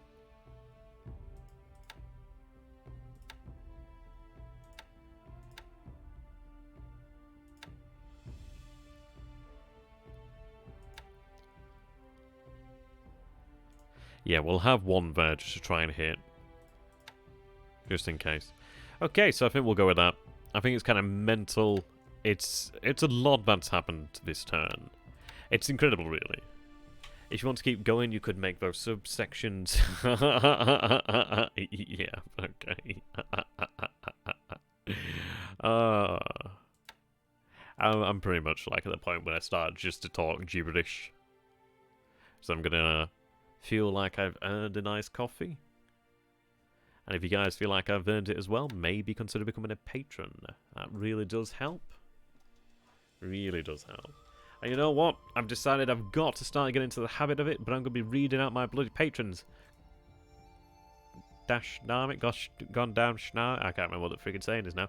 But thank you to Mr. Baines, Bleach Acid, Dingo Bat, Eric Wild, George Kilgore, Gregory VanHouten, Iceycrome, Imperator Thrawn, James Lindsay, Lord Luba. Some say his hat is genetically attached, even though that doesn't work, so we're going to say surgically instead.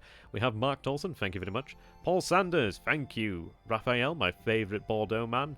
Rick Chambers, thank you. Ricky Blinson, definitely a big thank you there. Sam, Smash, Sun, Yan, Talon, 1DE, The Forgotten, and Tim Lindholm. Thank you so very much, guys. It is very much appreciated.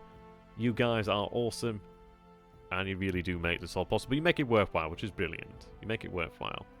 So, before we end the turn, we'll name it. And I'm going to just doubly check I've saved it. Do another save, just in case. Just in case. Need to get into the habit. And then I think we'll be good, really. There we go. Oh, wow. 16 likes is really appreciated, guys. Thank you so very much. I will post a link to my Patreon if you guys do feel I've earned it. It does really help. And it will probably go towards building a 30k Horus Heresy Wordbearer army. Which I'm kind of thinking about at the moment. I'm terrible for it. I like hobbies. Like to keep myself busy. I'm sure you guys do as well. There we go. We'll end this here then. Oh my. What a crazy time. Whew. Well, it's going to be fun. It is going to be fun. Let's see.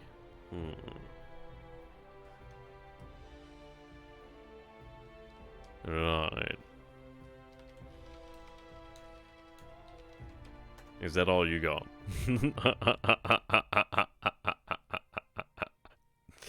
Ah, dear. There we go.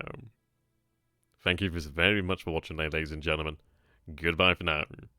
Tanohaika Banzai. Sayonara. And, well, it's nearly evening. I assume Minasai is more like good night. So, konbanwa, I guess, is probably the closest we'll get. So, konbanwa, sayonara, jane, and goodbye, my friends. It's been a blast.